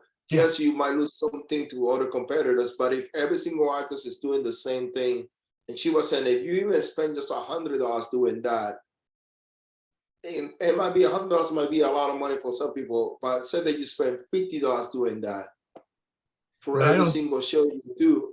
I don't think most artists know how to target. I don't think most artists know how to target, though, Oscar. That's what I was saying. Like, she does a course and she promoted, and all of us start doing it, learning how to do it, we would be doing much better. Well, let me ask you this. Right now, do you guys collect emails, or have you over the last 10, 15 years? Do you collect emails from your customers? I try to, and I do, but it's only maybe if I get 10 people sign in at every single show, that's a lot. But rather than signing in, do you get them from the people that buy your artwork, your customers? Do you get their emails? Pardon? When they buy something, they have to give me the email. Okay, what about you, Barry? Well, I'm not as great at it as I should be, you know, but I don't know. Sometimes I do and sometimes I don't, you know. I'm going to tell you from the people that I know, they only do art shows. They did well in the pandemic was the people that have a strong mailing list, email list. That's what they how they survived the pandemic. And I think that one of the things that I can say that I can take from that experience is that we should be collecting emails and sending an email at least once a month to everybody in the mail list to remind us that we still around. You know, because that might make a difference. And when you're doing posts on social media, you don't have to do this about selling about the process of what you're doing and showing what you're doing and try to make things different, you know. But it's hard, you know, it's really hard. Kaylee, with your events, do you guys target through social media? Are you pretty good at targeting people that want to come to your event? Comic-Con has to run that. The art show is not really allowed to do separate marketing without going through the board and getting permission to do it. Okay, so you It's get really bad. more people that are coming to Comic-Con, and hopefully a subset of that will be interested in the art. There's problems with, yes, a lot of people want to come to Comic-Con. The tickets sell out within an hour of being posted online that they're open for sale, which I think is it's something like 130,000 people buy tickets, or there's 130,000 tickets sold. Wow. The event. When we were up in the main convention center, you know, with the main events going on, we were getting quite a few people, you know, at least stopping by the art show and signing up with a bidder number and everything. However, now we've been moved down the block to a hotel. We have like 2 ballrooms put together, and that's the art show, but it's about a 20-minute walk from the main convention hall. And you know, that could be a half-hour walk each way if, you know, there's a lot of people out there. There's also events going out out in the town area near the convention center that sort of build off of Comic-Con. Comic-Con has nothing to do with it. The city puts it on. So there's art out there. The art show, some people come down there for something else and go, oh, I didn't know there was an art show. Although we had been, you know, saying, hey, there's an art show, come and see us. Yeah, you get that a lot. So it's That, and are you going to be here next week? Yeah. yeah, well, we don't Or get tomorrow. that. They know we're part of the art show, but there were people that just were staying at the hotel for some other reason and saw the little sign out in the hallway saying art show, and they go, oh wow, oh, I didn't know this was here. You know, they're staying at the hotel. That's a and good know it thing. was there. Well, trust me, we get that from time to time at the art shows too. People go like, oh, we just came downtown and wow, look at all these tents. Yeah. I love it. Last show I was at, somebody was walking by and it was a gated, so you had to pay an entrance fee. And as they were walking by, they're going like, oh, so what's here this weekend? And you're like, oh, I'm not even gonna tell you. It's not worth it. Well, originally too, when we were still over at the convention center, you had to have a pass to get into it, to see it and all. But it was really good for emerging artists or people who wanted to be artists working for, the publishers and whatnot, because the agents that were down at the booths down on the trade show floor could come up and look at their stuff and say, oh yeah, that looks pretty good, and that would be sort of like a large portfolio for them to say, okay, meet me at this time with your actual portfolio and we'll talk. But no agent is going to walk down to the art show anymore. So we've lost a lot of those artists. Ouch. Yeah. Getting a lot more amateur, high school, early college level that are local, rather than people that are coming from elsewhere, although we do have mail-in. So we're getting still some good ones. But do you Well- find that the younger people don't have a lot of money to spend? No, that's why the stuff I bring for Comic-Con tends to be, you know, like $15 for a pair of earrings, but Yeah. you And know, It is Very- Comic-Con. You know, Huh? it's it appeals to like 15-year-olds. yeah. well, there's a lot of people with hair your color. pulled I back know, in a I've ponytail. seen the pictures. I've seen, Yeah, hey, listen, I'm a Marvel fan, so you know. right, exactly. You. So, but Barry and Oscar, do you see, is your major part of your customer base, what age bracket would you say it kind of starts at and goes up from? 30 to 55. Me? Yeah, what about you, Barry? So Oscar said 30 to 55? Yeah, but it 40 could and up. go. I see some depend 30 to 55 in the Midwest. You know, there's a In problem. because- Florida is, I would say, 45 to 65. You know, there is a problem because I remember being younger and selling to people my age, you know, and now, you know, it's, you know, 25 years, 30 years later, I'm still selling to people my age. I'm not selling to, there's no kids that are, you know, there's no 30-year-olds coming into my booth and buying stuff. It's, you know, and yet, you know, I think it would appeal, if you're gonna buy something, home decoration, whatever, you know, you're gonna buy something from me. So is that, would you say that that's sort of residual from what happened in 2008 and 9 and people losing their homes and credits going down the toilet, or the way that shows promote themselves?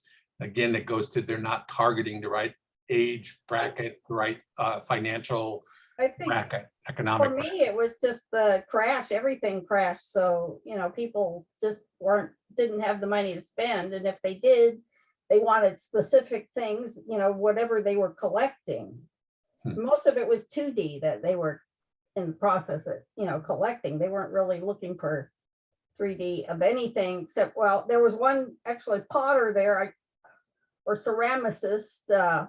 He made these bowls and mugs and stuff that had Elven script on them with whatever, you know, Elven designs. Lord of the Rings. Yeah, that was his thing. And it was low fire. It wasn't even stoneware, but those sold pretty good. And a guy that did laser wood burning or whatever, he made skateboard decks, and Ouija boards were his two big things, and they were all different. So he did them individually and everything. Those sold really well. And then somebody was painting on shoes. They get a pair of Vans shoes and do some sort of acrylic artwork on it, and they get $200 or $300 for a pair. Wow. Yeah. They're buying technology. You know, Well- the latest, you know, a big screen TV or projection TV on a huge, you know, theater kind of thing. Good stereo equipment, good, you know, virtual reality headsets. I think that's what they're buying. That Well, age group. I don't know. I'm wondering how, if it ever goes through completely, this, you know, student loan forgiveness is going to work, because all of a sudden people be down 10 to 20,000 that they have to pay on every month. Yeah, then they can buy an even bigger TV. Well, I don't think a lot of them are. But No, they're just a bigger iPhone. yeah, well, some of them aren't even doing that. I know people that have duct tape their old flip phones so they can use them still. Yeah, those people are really old. Oh, not all of them. I eat lunch with half them my once a age. week. Trust, I eat lunch with them once a week. It's like, why don't you get yourself a decent phone? Oh, I don't need that. You know, I mean, I was at my friend's house yesterday. He's really proud. He's got a 12-year-old phone. You know, Wow. Well, do you think if promoters could figure out how to promote better, that a lot of these sort of average type shows could get significantly better if they can draw It's in an audience. I'm promoting. about to tell you that from what I talked to Amy Amdor, she said it's really hard to do the right promotion right now. And she even has a couple of people just doing the promotion for her.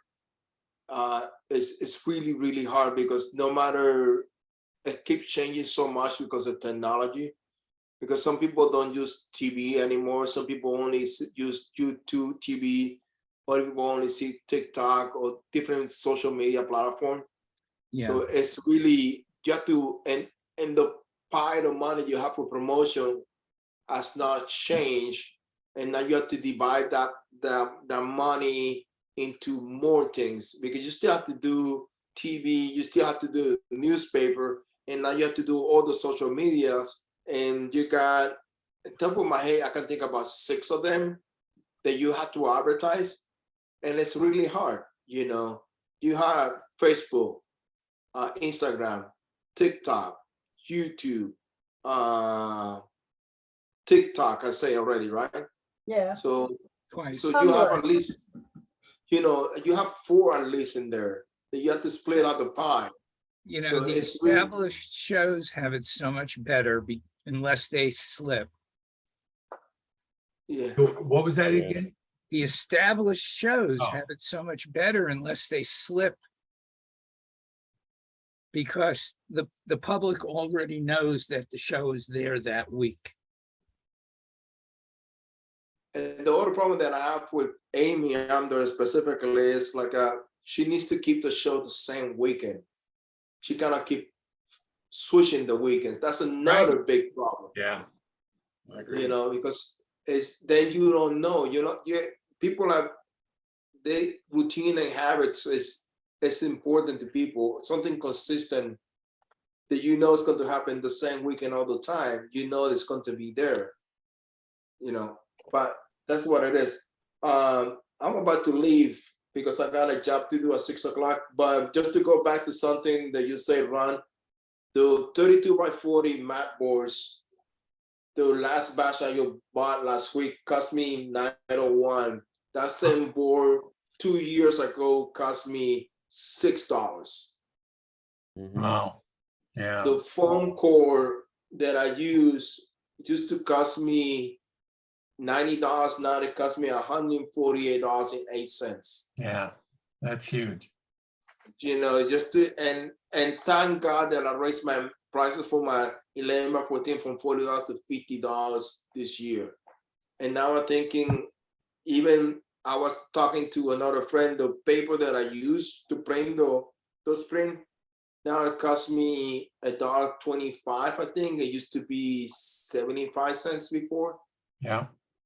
And I don't count in the ink and anything like that. So, and that's where the profit comes basically mostly for me, because that's what it pays the shows. Basically, show the basic stuff. The Yeah. prints, if I try not to depend on the metal prints to make the cost. You know, it should be more profit. This is what I should pay for the.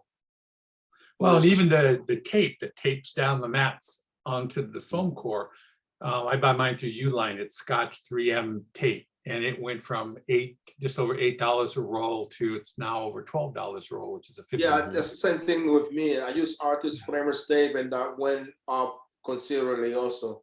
Yeah. And the clear bags, Yeah, which we clear will bags. talk about it. I need to buy 500 bags at the time to get it to the old price that used to be $15 for the bag of 100. You know, so if not, you have to pay like a $22 for the bag for the package of 100 now, which is insane. That's right. And the clear bags that I get also from Uline that I use for customers to put their artwork in, because I hate putting them in trash bags. It's not the greatest statement about what you're giving them. They for a box of bags like the one size that I use, it used to be around $87, $88. They're $169 now for the bags. And the Coda mounting adhesive that I use for mounting my prints on the foam core, it wasn't even available for 6 months that it went out of, they just couldn't get it. And now it's back in, but it's on, they don't have a price list up anymore. You have to call them. You have to say, what size you need? Oh, I need the size. And then they're going to give you the price quote on the phone. And I just noticed that on LexJet's website, that a lot of their papers and stuff now are, oh, call us and we'll tell you what the price is. And that's just brutal, because that's our profit that's going away. And yeah, I think you're right, that we do need to raise our prices. And Yeah. I don't see how Nobody mentioned booth fees. yeah, Booth fees have now Booth fees and jury fees. they've crept up to over $500. yeah. And almost every jury fee is over $35 or $40 or more. Yeah, Right. but it's always been that high. Huh? No. There used to be a lot of 20, No, 25, 30. There's hardly any. Yeah, and the shows used to be $400. Yeah. Yeah. 350 it's- for her. Yeah. Now a decent show, if it doesn't cost $500 to do the show, something is wrong with the show. But see, this is one of the reasons I guess it's why the aliens kicked me back. They got tired of listening to me on this. Why I wish more shows were commission based, because then it's not how many spaces you have in your show, it's how much money you make off of each space, which then is tied to how well the public is responding to individual artists. So if you went to a show, Barry, and you were the best selling or one of the best selling ceramic artists, you should be back in the show. No ifs, ands, or buts about it. Doesn't matter what a juror says. Public said, we love your work, you should be there. Oscar, same for you. Same with Annette. If the public loves your work, what better reason to put you back in the show? And then they make money off of you. Yeah. My customers are quality customers. My answer to you is McDonald's sells a ton of hamburgers. I wouldn't call that food, No. But again, within the context of the show rules that they enforce, if everything there is, you make it, it's yours, blah, blah, blah. And you have a picture of it in your booth. Yeah, you have a picture of your vote. But then because it's like, if a juror says, like, if you excuse me, ever got stats, say from a show like Cherry Creek or St. Louis, and you found that there were artists there that were that got in and you didn't get in, but they sold a third of what you sold when you were in those shows, how would you feel about that? Would that make any sense whatsoever to you, that jurors made that choice and the jurors chose badly because you sold better than the people they put in the show? Wouldn't you rather have the public's voice determine you being in the show? No, in my case, I would never get in to anything. So, no, Really? I don't want it up to the customers. Hey, listen, at Cherry Creek, I did less than the average, but it was still my best show of the year. So, you're not gonna kick me out, not you personally, but they're not gonna kick me out because I didn't sell as much as somebody else. And keep in mind, Van Gogh only sold one piece his whole lifetime. And look at them now. So, Yeah, but that was all sold after he died, after somebody discovered him. Picasso the same way. Picasso didn't sell squat until those New York art collectors found his work at a gallery, and then all of a sudden people go like, oh yeah, well, if they're going to buy it, we're going to buy it too. It has nothing to do with necessarily with buying it because you like it. It's because, well, it's collectible, it's valuable, perceived to be valuable. But so you're saying that if you were, and it doesn't mean that if you were lower than average that you get kicked out of the show, or it just means that you don't get invited back next year. You have to go through the jury process. But you're okay with the jurors saying, if it was one of your best shows ever, that you'd rather have jurors determine your fate the next year than your numbers at the show? well, whether I like it or not, that's the way it is. So, No, but what would you like to have? That's what I'm asking. me, I want to get into the shows I want to get into every year. Without Right, question, and- which is the way it was for the first 10 or 15 years before Zap came along and and it changed. So Oscar, see you later.